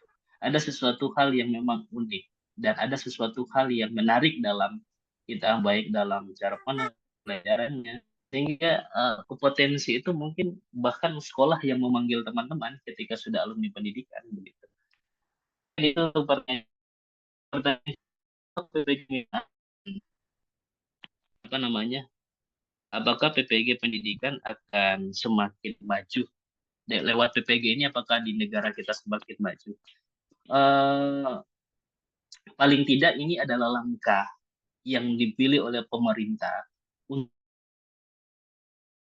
guru-guru kita sekarang. Karena PPG ini adalah mengembangkan kompetensi yang dimiliki oleh guru. Baik itu sebagai tenaga pendidik, apa namanya, mendidik, melakukan pelatihan, pengembangan yang nah, apakah ini menjadi solusi? Bagi saya ini meminimalisir. Tapi kalau saya pertanyakan, jadi adalah kenapa kok PPG tidak bisa mengakomodir semua? Karena banyak guru loh yang harus perlu dikembangkan potensinya. Banyak guru loh harus perlu ditambah wawasannya. Banyak guru loh yang harus perlu peningkatan kompetensinya lewat platform pagi di era teknologi sekarang luar biasa.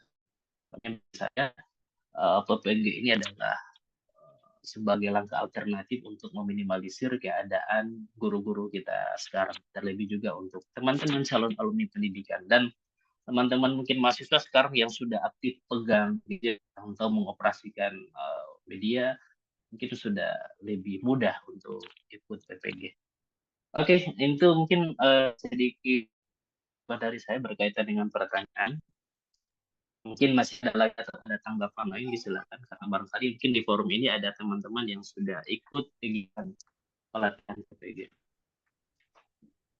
Saya kembalikan ke moderator. Baik, terima kasih Bapak. Teman-teman sekalian, mungkin masih ada yang ingin bertanya, silakan untuk raise hand terlebih dahulu ya. Jika kondisi teman-teman memungkinkan, silakan on cam juga.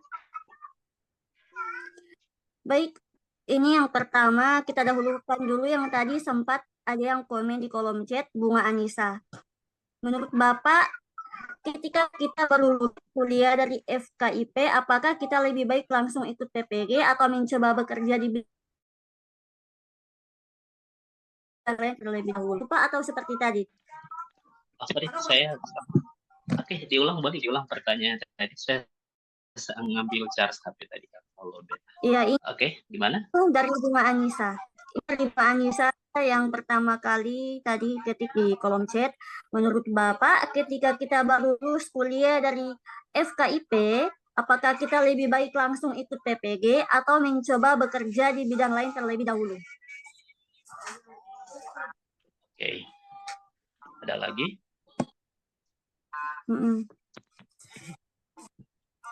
Baik, ada lagi yang raise hand tadi siapa? Yang pertama, Ummul Khairia, silakan. Baik, Kak. Sebelumnya terima kasih atas kesempatan yang diberikan. Assalamualaikum warahmatullahi wabarakatuh dan selamat malam. Sebelumnya Kak, mohon maaf di sini saya bukan merupakan mahasiswa dari ilmu pendidikan, melainkan saya merupakan mahasiswa dari jurusan psikologi.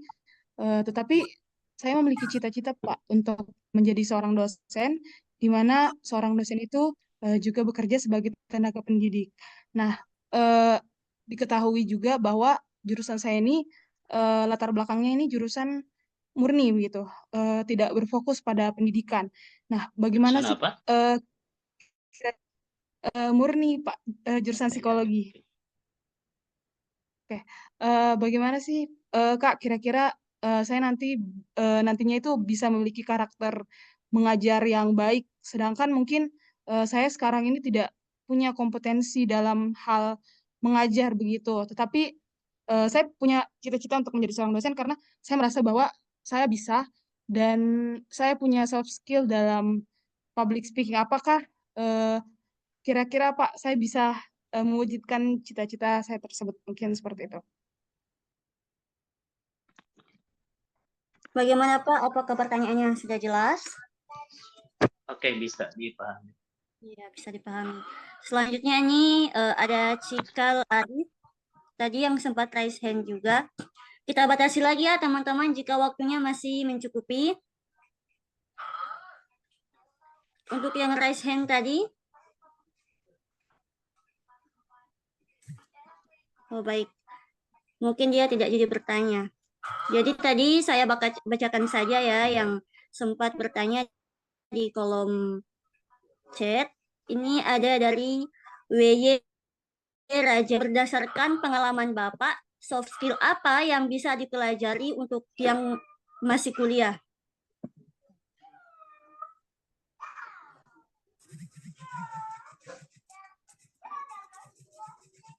Bagaimana Bapak? Oke. Jelas.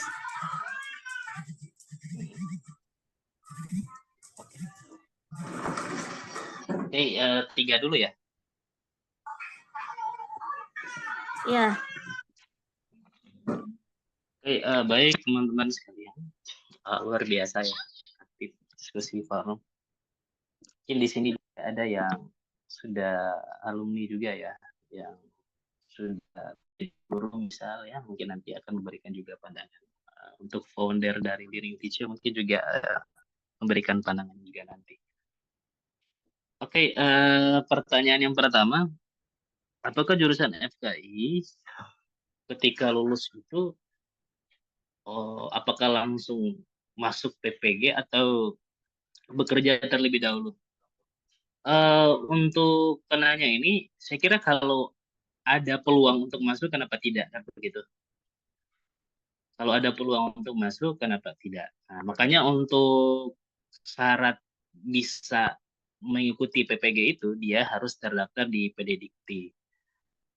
Kalau mungkin pengajar di sekolah, dia harus bekerja selama 2 tahun dulu, terus keluar ininya apa namanya? Oh sorry, sebentar, tunggu sebentar, laptop udah mau lowbat, saya charge dulu.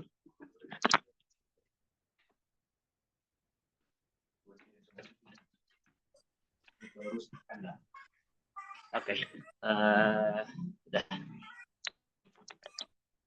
Jadi dia harus bekerja dulu selama 2 tahun, terus keluar dapodiknya. Kalau di Kementerian Agama siaga Patika.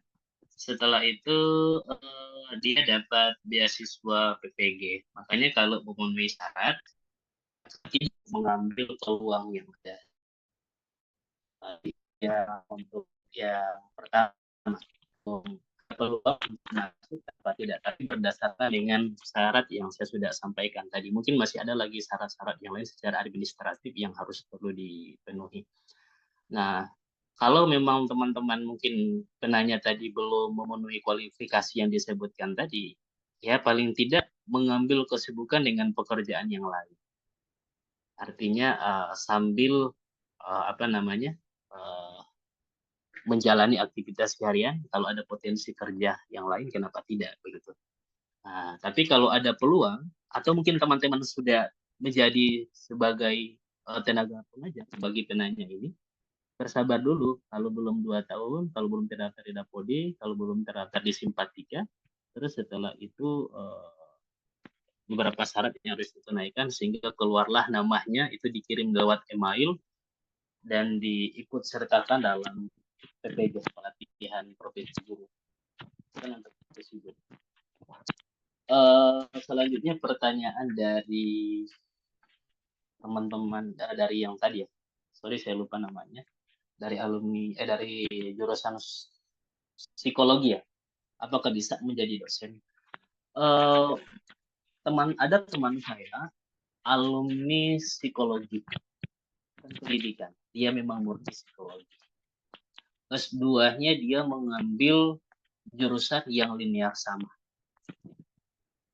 Dia bisa menjadi kebanyakan juga perguruan tinggi swasta ataupun negeri yang membutuhkan kualitas yang terkonsentrasi pada ilmu yang dimaksud. Walaupun kemudian dia bukan dari pendidikan, tetapi tergantung dari perguruan tinggi. Bahkan ada juga jurusan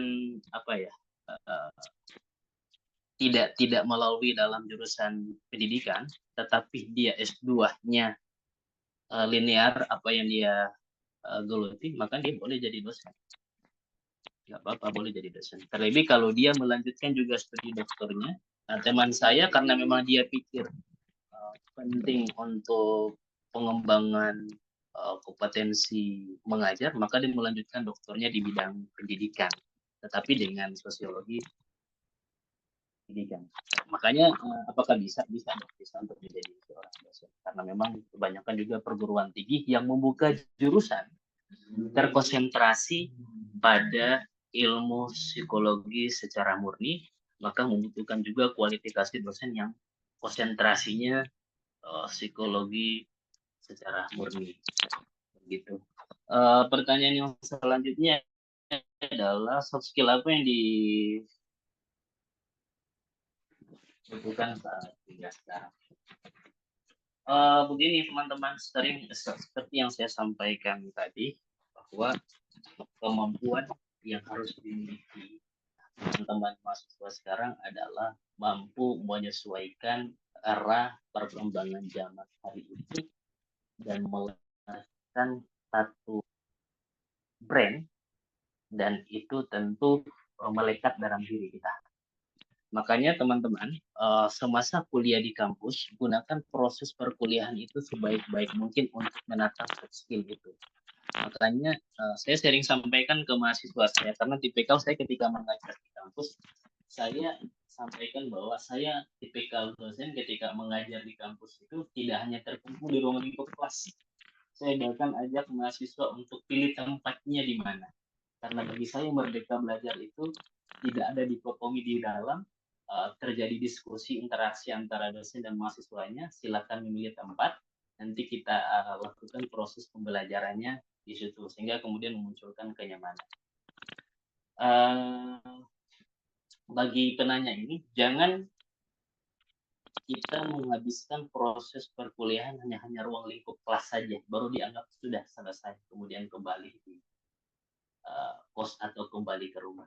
Lebih dari itu, pilih lingkungan yang mendukung peningkatan kompetensi dan kualitas kita.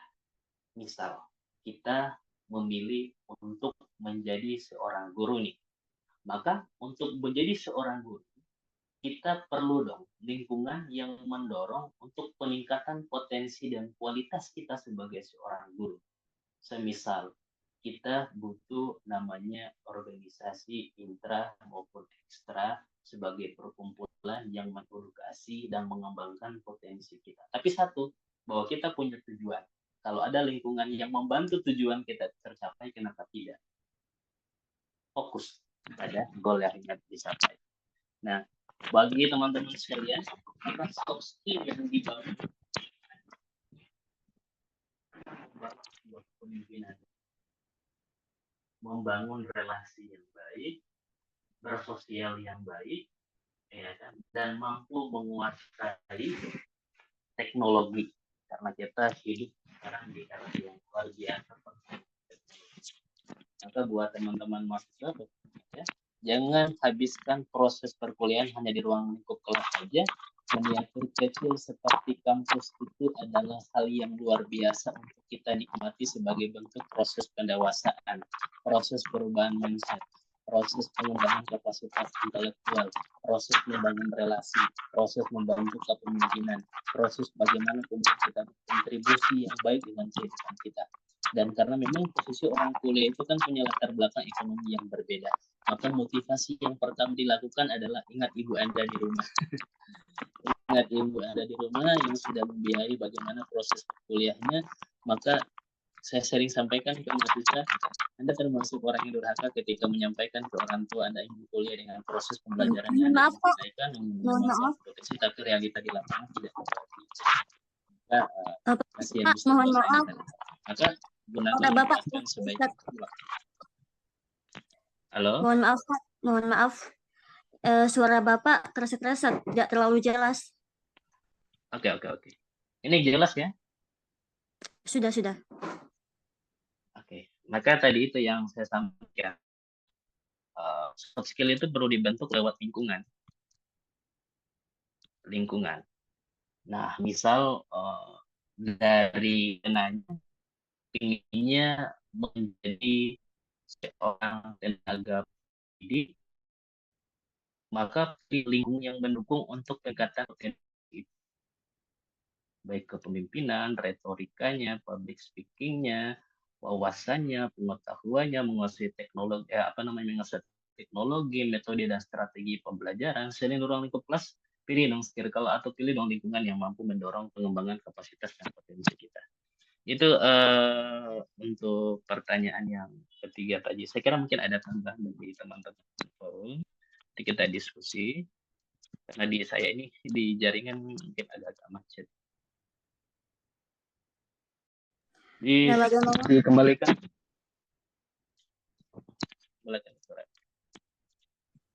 Baik, terima kasih Pak Rizky. Nah, bagaimana dengan teman-teman yang bertanya apakah penjelasan dari Pak Rizky ini sudah jelas? Jika ada sanggahan, mohon untuk mengaktifkan mikrofon ya, teman-teman.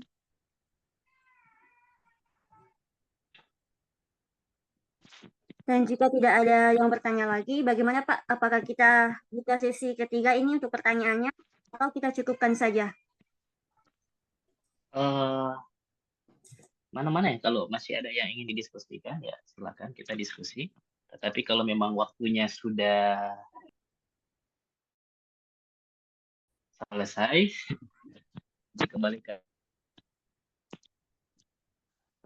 Oke, baik Pak. Mungkin ini satu pertanyaan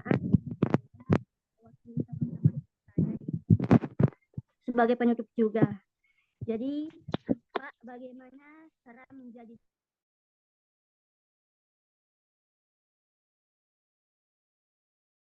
memilih jurusan S2-nya seperti apa dan peluang keterima jadi dosen itu besar? Oke. Halo? Oke. Langsung dijawab ya? Iya, Pak. Oke.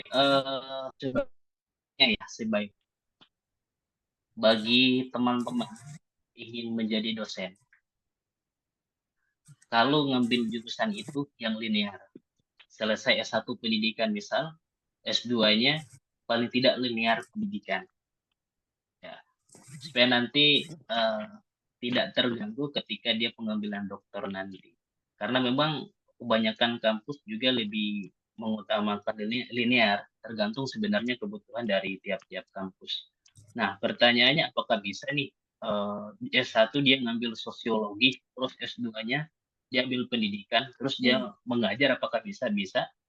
Teman saya dia alumni sosiologi, kualifikasi pemenuhan prof. Mungkin bagi teman-teman yang ingin jadi prof, kalau tidak linear itu akan terkendala dari segi administrasinya. Jadi begitu. Jadi bisa ya untuk teman-teman alumni S1-nya mungkin berbeda, ketika S2-nya diambil pendidikan beda. Nah sekarang gimana sih syarat untuk masuk dosen? Kan dosen itu ada dosen LB, ada dosen punya NIDN, nomor induk dosen, dan ada dosen yang sudah terangkat menjadi PNS. Dosen LB ini adalah dosen luar biasa. Kalau dia memiliki kualifikasi, masukkan saja lamarannya di kampus, mungkin lewat dekan ya, lewat dekan 2, akademiknya dulu, kemudian ke dekan 2-nya memverifikasi berkas, setelah itu kemudian dekan yang menyetujui, setelah itu diserahkan kepada jurusan masing-masing untuk menjadwalkan, itu dosen LB. Tapi kalau dosen yang sudah punya NIDN, dia harus memenuhi syarat, juga harus mengabdi selama 2 tahun, dan ada beberapa yang harus penuhi seperti transkrip nilai, ijazah, sertifikat-sertifikat seminar, tulisan-tulisan yang diekspos, sehingga berdasarkan dengan pengajuan dan kebutuhan jurusan, menyurati ke dekan, dekan kemudian menyurati ke rektor, rektor menyurati ke pusat bahwa akan ada pengadaan dosen di sekolah-sekolah negeri misal. Nah, maka akan dikeluarkan namanya NID, nomor induk dosen. Beda juga dosen yang sudah terangkat menjadi PNS secara tidak langsung menjadi dosen tetap karena kualifikasi sudah buka melalui negara atau mungkin kalau ya ini ya kementerian. Oke, saya kira ini yang bisa disampaikan berkaitan dengan pertanyaan tadi. Oke, saya kembalikan ke moderator. Oh, itu ada penanya di standar. Oh iya, baik. Terima kasih Pak Rizky untuk mencukupkan waktu teman-teman mungkin sampai jam 9 WIB ya. Kita tambah lagi ya. Jika ada teman-teman yang ingin bertanya, silakan untuk raise hand.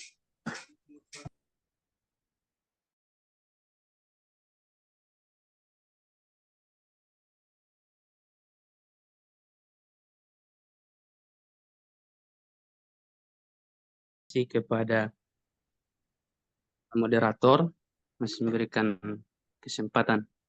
Juga yang terhormat Bapak dosen Kak Rizky ya. Saya bingung nih mau manggil apa, dosen atau Kak, karena ini di luar kampus. Kak aja. Saya di sini sebenarnya dipanggil Kak. Mahasiswa saya di kampus saya bilang panggil Kak aja kalau Pak Ketuaan. Oh gitu ya. Oh berarti Kak aja ya. Kak Rizky. Ya masih muda juga kan. Ya nggak jauh-jauh beda umurnya. Karirnya enggak karirnya. Enggak. Baik langsung saja. Mungkin apa yang menjadi pertanyaannya saya itu sudah terwakilkan dari teman-teman lain dan sangat bagus. Cuman mungkin ada sedikit hal-hal yang menjadi problematika karena begini, kan judulnya temanya mau jadi apa setelah apa ini? Mau setelah lulus SPD mau jadi apa? Nah, tadi Kak Rizky juga dapat mengeluarkan segmennya. Menanya balik gitu, bertanya balik. Mau jadi apa setelah SPD? Maka pertanyaannya tadi itu ya, selama di kampus itu ngapain aja ya gitu.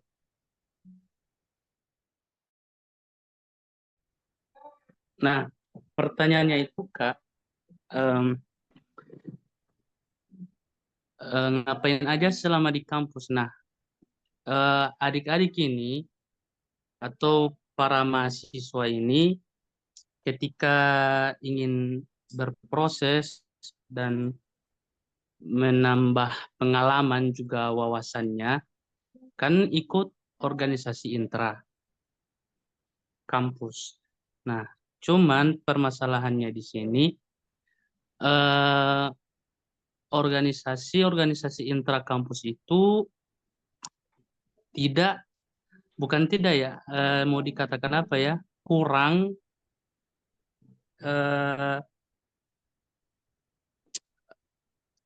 kebijakannya itu tidak tidak arahnya itu bukan kepada edukasi gitu Kak, cuman lebih ke penggodokan dan lain sebagainya Kak, gitu kan. Nah ini kan menjadi problematika juga hal-hal yang sering dibicarakan di kalangan mahasiswa, terlebih lagi para maba gitu Kak, maba. Nah, mereka ini sering mengeluh kenapa kami ini di kampus ketika ingin berproses, kemudian ingin menambah pengalaman juga wawasan di organ intra, kenapa malah disuguhkan kepada hal-hal yang bukan menjadi tujuan kita mau masuk di organisasi itu, gitu Kak. Kalau apa ya, dianalogikan kayak itu bayi yang baru lahir sudah dikasih nasi yang keras gitu. Jadi nggak cocok gitu Kak. Jadi niatnya mau berproses, ingin sukses setelah dari kampus ini, malah jadi orang yang kebingungan gitu Kak. Kebingungan karena apa yang menjadi tujuannya itu tidak didapatkan gitu Kak. Hanya apa? Kebingungan aja gitu yang didapatkan ketika masuk di organisasi itu. Nah, mungkin tipsnya dari Kak yang mungkin banyak sekali pengalamannya di organ intra ya. Beliau ini kan pernah di Dema juga, HMJ dan lain-lain. Nah, itu tipsnya dari Kak, apa yang menjadi seharusnya organisasi intra kampus itu seperti apa Kak ketika ingin menjadikan kader-kadernya itu orang-orang yang memang berkualitas, bukan hanya kuantitasnya saja gitu Kak. Nah, itu pertanyaan pertama Kak. Yang kedua mungkin ini sederhana, mohon maaf ini moderator juga Bapak. Tentang pendidikan. Nah, pendidikan kita di Indonesia ini menurut Bapak, juga pengalamannya Bapak, di Indonesia ini kita transfer of knowledge atau transfer of karakter gitu Kak. Di Indonesia ini atau pendidikan pada umumnya itu transfer ilmu atau transfer karakter, dan apakah hanya transfer ilmu saja, nggak ada ini apa karakternya, atau gimana Kak sesuai dengan pengalamannya Kak Rizky. Mungkin itu saja.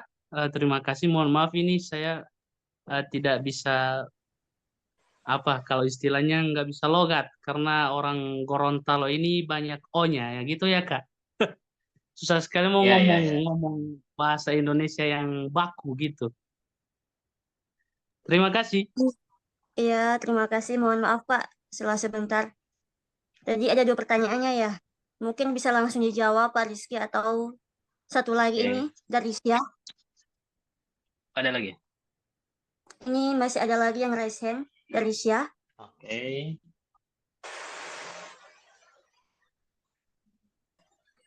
Oke, untuk Kak Syah, dipersilakan. Dan waktu memberikan pertanyaan kita batasi ya teman-teman, hanya 5 menit saja, mengingat waktunya juga ini sudah mulai larut. Baik Kak, apakah terdengar suaranya? Tes? Terdengar Kak. Oke. Ya, terdengar. Assalamualaikum warahmatullahi wabarakatuh. Terima kasih atas diberikannya waktu kepada saya. Dan saya hanya ingin mengajukan beberapa pertanyaan. Jadi kan seperti yang kita tahu juga bahwasanya pendidikan di Indonesia itu kan masih tergolong rendah dan tidak terlalu rendah juga. Dan karena itu juga regenerasi yang ada di Indonesia kualitasnya juga seperti berkurang. Nah, yang menjadi pertanyaan saya, bagaimana cara kita meningkatkan suatu kualitas pendidikan di Indonesia untuk menciptakan suatu regenerasi yang lebih baik? Seperti itu, Kak. Terima kasih atas waktunya. Wassalamualaikum warahmatullahi wabarakatuh. Nah, bagaimana Pak? Masih ada lagi? Mungkin kita cukup dulu kali ya. Nah, tadi juga ada 2 pertanyaan dari Iskandar, ditambah dengan Syah tadi, sudah 3 pertanyaan. Kan 3 orang. Ih, belum absen cuy. Berapa orang ya? Masih ada lagi ya? Tadi ada 2 pertanyaan Pak dari Iskandar, dan tadi juga ditambah dengan Syah ada 1 tadi. Jadi totalnya ada 3 pertanyaan. Oke, langsung dijawab ya. Mohon maaf teman-teman yang mikrofonnya aktif, untuk dimatikan dulu ya. Dimatikan dulu ya teman-teman. Matikan dulu sob. Mana kameranya? Mikrofonnya minta tolong.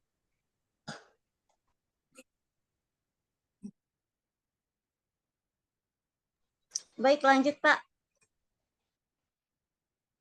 Oke, saya mulai dari pertanyaan pertama dari Iskandar ya. Saya perlu perkenalkan juga Iskandar ini adalah Ketua Komunitas Sudut Belajar Provinsi Gorontalo. Jadi komunitas Sudut Belajar ini adalah komunitas yang melakukan giat-giat diskusi semacam ini, juga berbangun kemitraan dengan pemerintah untuk mengedukasi sekolah-sekolah terpencil dan mengedukasi siswa-siswa yang memiliki masalah dalam proses pendidikannya. Oke, baik. Pertanyaan dari Iskandar tadi, bahwa memang dalam organisasi itu di kampus Intra ya, misal tidak lagi mempertontonkan soal giat-giat yang produktif, tapi ini tidak semua kampus ya. Barangkali ada yang memang benar-benar produktif. Giat-giat yang produktif, kajian-kajian pengembangan kapasitas intelektualnya sehingga menemukan kapabilitas, namun lebih kepada bagaimana dendam lama ya, seperti pengkaderannya begitu, pengkaderan yang dilakukan senior, setelah dia menjadi senior dia lakukan juga pada juniornya dan seterusnya akhirnya kemudian validasi dan terjadi giat generasi berlanjut begitu, sehingga tidak lagi pada orientasi pengembangan pengetahuan. Maka tips apa sih yang tadi yang ditanyakan?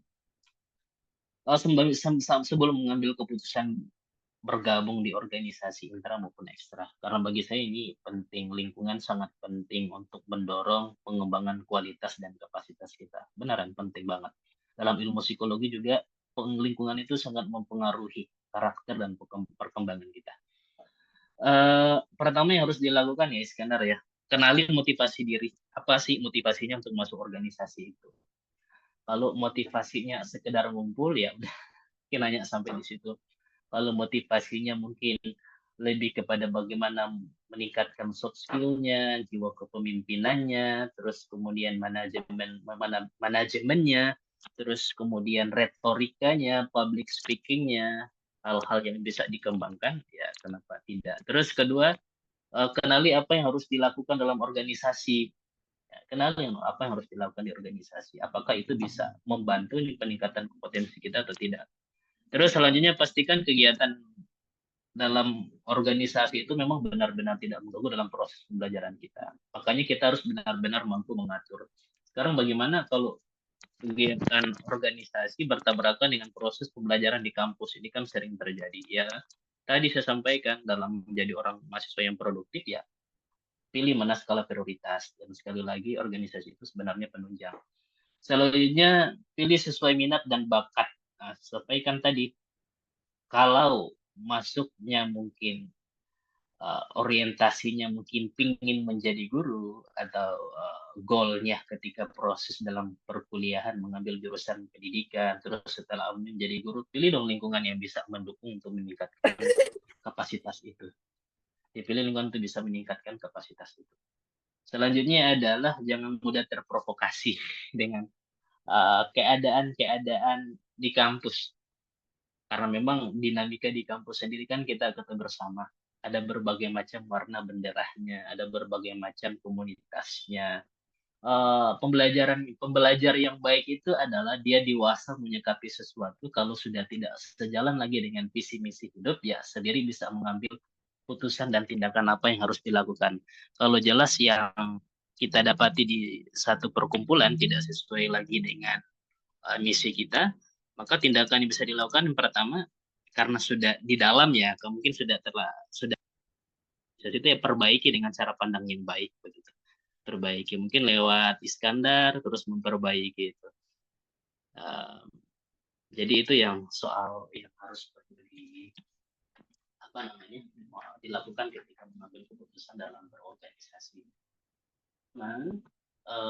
Teruntuk juga Iskandar, gunakan selama 4 tahun itu berproses ke dunia kampus. Dunia kampus itu sangat indah dan menarik dengan berbagai macam cerita dan juga mungkin cerita dengan berbagai macam kisah-kisah.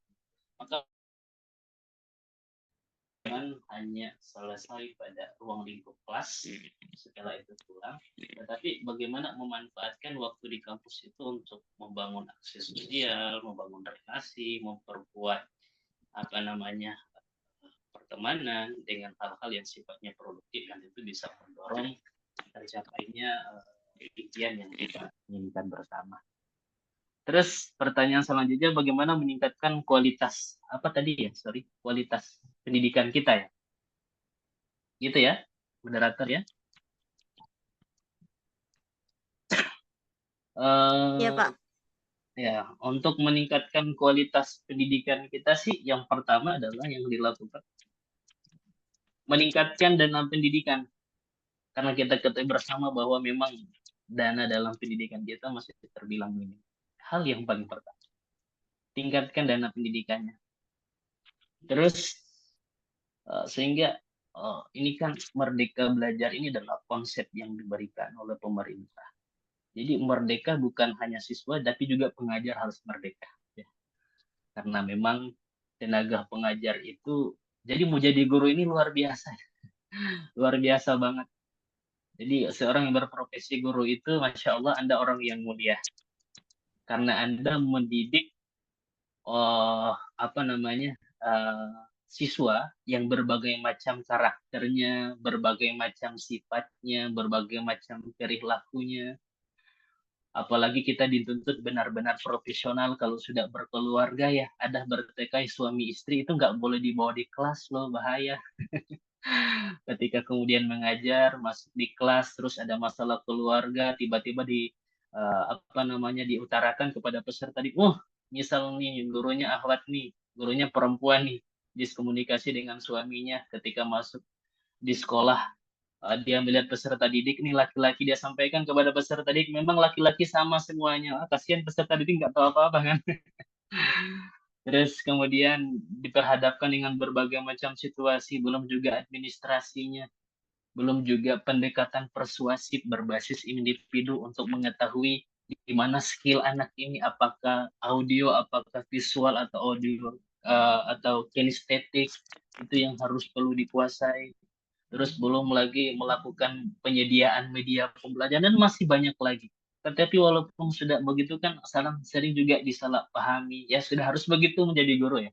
Harus siap dengan secara profesionalismenya. Apalagi yang belum menikah nih, belum punya pengalaman mendidik anak, sudah ketemu dengan anak-anak siswa. Apalagi kalau siswanya TK nih, kalau mengajar TK nih, guru PAUD nih, bukan hanya mengajar, ya Allah, berhadapan dengan peserta didik ini. Makanya saya apresiasi sekali guru-guru TK ini, bukan hanya mempersiapkan media secara totalitas untuk pembelajaran ke anak-anak, tapi juga harus, kalau ada kan anak-anak nih, belum lagi kalau di kita di Gorontalo mungkin buang air besar ya, itu gurunya harus tekatan juga soalnya.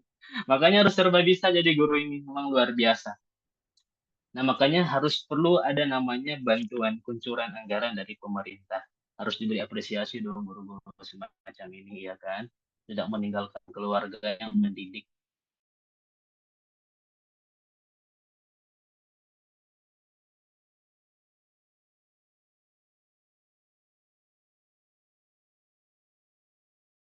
Insya Allah dia akan totalitas juga dalam proses pembelajarannya. Insya Allah ya, guru-guru memang secara totalitas. Makanya Merdeka Belajar ini bukan hanya siswanya, tetapi gurunya juga harus dimerdekakan. Ya mungkin ini aspirasi teman-teman guru-guru yang harus disampaikan, bahwa guru-guru juga harus merdeka. Terus selanjutnya apa? Selain meningkatkan kualitas dananya, yaitu tugasnya adalah mengawasi dana itu benar-benar tersampaikan lewat lembaga pendidikan. Jadi membentuk pengawas khusus lewat pemerintah. Misal nih, kalau di sekolah ada namanya yang dana BOS. Dana BOS itu kan dana bantuan dari pemerintah. Itu alokasi anggaran itu kan bisa ditentukan kepada guru, sarana prasarananya, dan apapun kemudian yang menjadi kebutuhan sekolah, salah satu untuk tenaga pendidik. Makanya anggaran ini dipastikan tersampaikan dengan jumlah yang sama lewat pusat, terus turun ke provinsi, terus turun ke dinas-dinas kota kabupaten, dan akhirnya kemudian masuk ke lembaga pendidikan. Makanya di pemerintah namanya BPK, Badan Pengawas Keuangan, yang memang harus lebih tingkatkan lagi kualitas pengawasan. Mohon maaf, Selanjutnya apa? Kembali untuk mencukupkan waktunya ya. Mohon maaf. Mengingat waktunya siap. Oke. Selanjutnya apa? Memeratakan kualitas pendidikan di setiap daerah. Jangan ada diskriminasi dimanapun lembaga pendidikan itu disamaratakan. Jangan mungkin hanya di perkotaan itu aja, terus yang didistribusi anggaran yang besar, tapi di pelosok-pelosok itu nggak diperhatikan. Nah, juga ini menjadi PR. Oke, mungkin itu jawaban untuk penanya tadi ya. Saya kira ini mungkin masih ada lagi yang belum terjawab.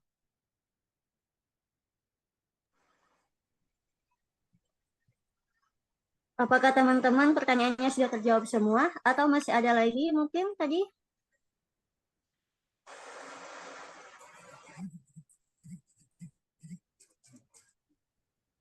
Baik, jika pertanyaannya sudah terjawab semua, maka sesi tanya jawabnya sudah ya. Ya.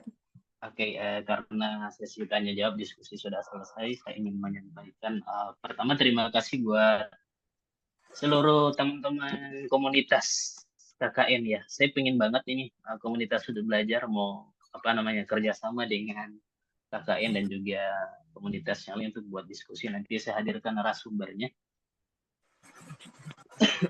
Nanti insya Allah didiskusikan lewat yang nanti kita ambil waktu. Buat teman-teman sekalian, terlebih ini buat seluruh mahasiswa, ini mahasiswa studi, Anda semua adalah harapan orang tua. Maka selesaikan studi dengan penuh semangat, jangan mudah menyerah, apalagi mahasiswa akhir ya, udah mau selesai. Kadang memang ketika menjadi sarjana itu memang banyak tantangan. Tapi begini, kalau kita punya mimpi yang tinggi ya, mimpi yang tinggi dan mimpi yang besar, pastikan tetap kita akan ada di situasi bahwa berpikir bahwa jenuh, apakah ini tercapai tidak, apakah ini bisa tidak, itu wajar, itu nggak apa-apa teman-teman mikirnya begitu, itu nggak apa-apa teman-teman resa, karena yang mimpi yang kita capai ini kan mimpi yang besar, itu nggak apa-apa resa. Tapi di saat mencapai satu titik yang kita inginkan, mungkin kita terkendala di satu jalan, maka ambil jalan yang lain ya untuk sampai ke tujuan itu. Terhambat lagi, buat lagi jalan untuk sampai ke tujuan. Terhambat lagi buat, makanya kemudian untuk menjadi petarung yang hebat itu, jangan mudah menyerah. Terus laksanakan apa yang menjadi mimpi awal ketika masuk kampus dengan mengambil jurusan itu. Saya ingin sampaikan bahwa Tuhan akan menempatkan seseorang itu berdasarkan dengan kapasitas, kualitas, dan kapabilitas yang dia miliki. Kalau dia ingin jadi seorang guru, yakinkan Tuhan dengan kapasitasmu sebagai orang yang memiliki pengetahuan tentang pendidikan. Begitupun kemudian wirausaha politik dan sebagainya. Mungkin yang bisa saya sampaikan dalam kesempatan kali ini. Mohon maaf mungkin ada salah kata dan ada beberapa mungkin yang belum terjawab. Saya berharap nanti kita ada selfie ya di sesi akhir karena ini saya akan dokumentasikan menjadi satu momen yang luar biasa bisa berjumpa dengan teman-teman mahasiswa se-Indonesia. Alhamdulillah semua ikut room 106 orang, luar biasa. Terima kasih moderator, terima kasih teman-teman KKN, moderator yang budiman, terima kasih kemudian buat founder ya, founder dari dari The Learning Teacher. Alhamdulillah, terima kasih teman-teman.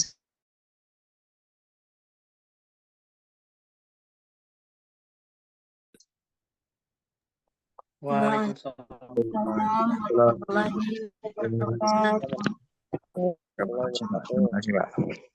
Terima kasih, Pak. Ya, sama-sama.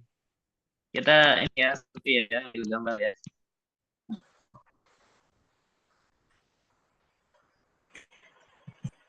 Mungkin udah rata ya gambarnya.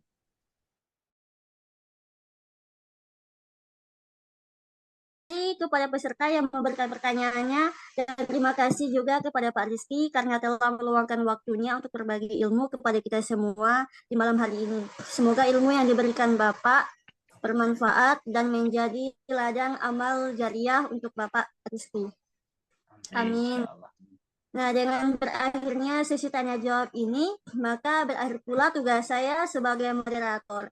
Untuk sesi penutupan dan dokumentasi akan saya serahkan kepada rekan MC saya, yaitu Kak Nisa. Kepada Kak, dipersilakan dengan hormat. Ya. Ya, baik.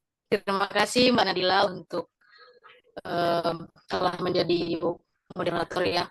Maaf Pak Rizky untuk sesi dokumentasinya nanti ada sesinya sendiri ya Pak, jadi harap ditunggu dulu. Ya. Untuk sesi berikutnya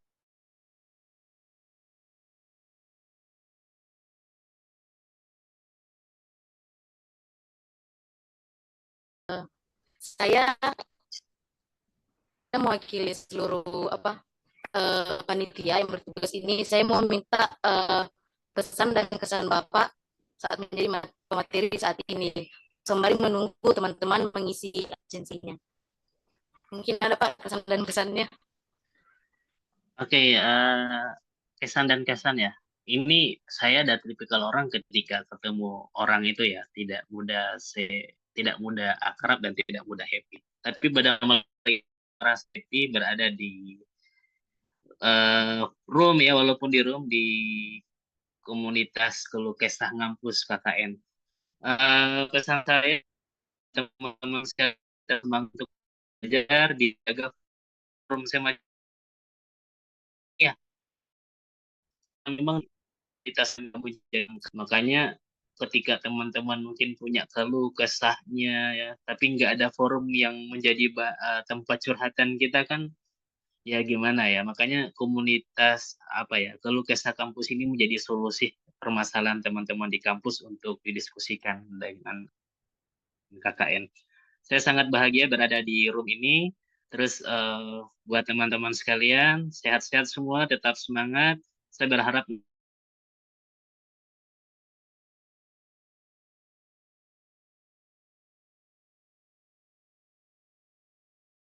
dan akan gimana. Selanjutnya juga buat MC yang keren ya. Salam kenal ya Ibu Anissa Miranti Amri ya. Terus juga salam kenal buat founder ya dari Learning Teacher. Terus kemudian moderator ya. Moderator dari, insya Allah nanti saya ketemu moderator nih karena dia mahasiswa IAIN juga. Karena mahasiswa IAIN tapi nggak pernah ketemu saya. Ini insya Allah nanti bisa ketemu di kampus, entah diskusi tentang apa. Terus buat seluruh teman-teman mahasiswa akhir, ya sayang sekali kenal buat teman-teman sekalian, tetap semangat ya. Dan bagi mahasiswa semester 1, 2, 3, 4, 5, tetap semangat. Anda berada di fase yang harus semangat, apalagi mahasiswa akhir nih. Anda berada di momen yang ketika salah mengambil keputusan, nanti salah langkah juga nanti. Belum terlambat, tidak ada kata terlambat. Ketika sudah mengatakan terlambat, justru disitulah masalahnya. Oke, baik teman-teman, ini yang bisa saya sampaikan. Salam kenal. Semoga nanti kalau kita bisa keluar daerah, mungkin bisa bertemu dengan wajah-wajah di sini, mungkin kita bisa saling sapa, atau mungkin di media kita bisa berteman. Terima kasih. Assalamualaikum warahmatullahi wabarakatuh. Waalaikumsalam warahmatullahi wabarakatuh. Salam kenal juga Pak Rizky. Jadi bagi rekan-rekan yang telah selesai mengisi link absensi dihimbau untuk open kamera ya. Siap-siap karena kita akan ambil foto sebagai dokumentasi. Oke, silahkan dibuka kameranya teman-teman. Karena wajahnya nantinya akan terpampang di sosial media dan juga diupload di sosial media KKN maupun TLT. Oh iya.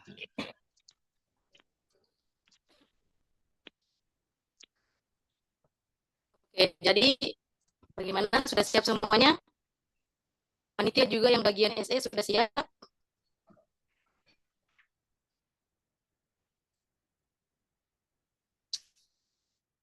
Oke, 1, 2, 3.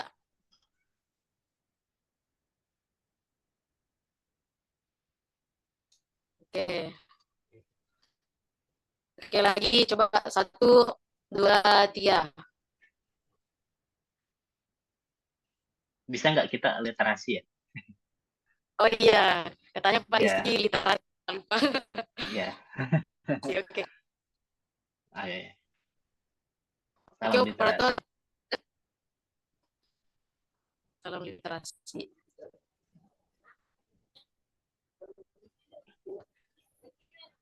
Oke, bagaimana operator? Sudah selesai di SS?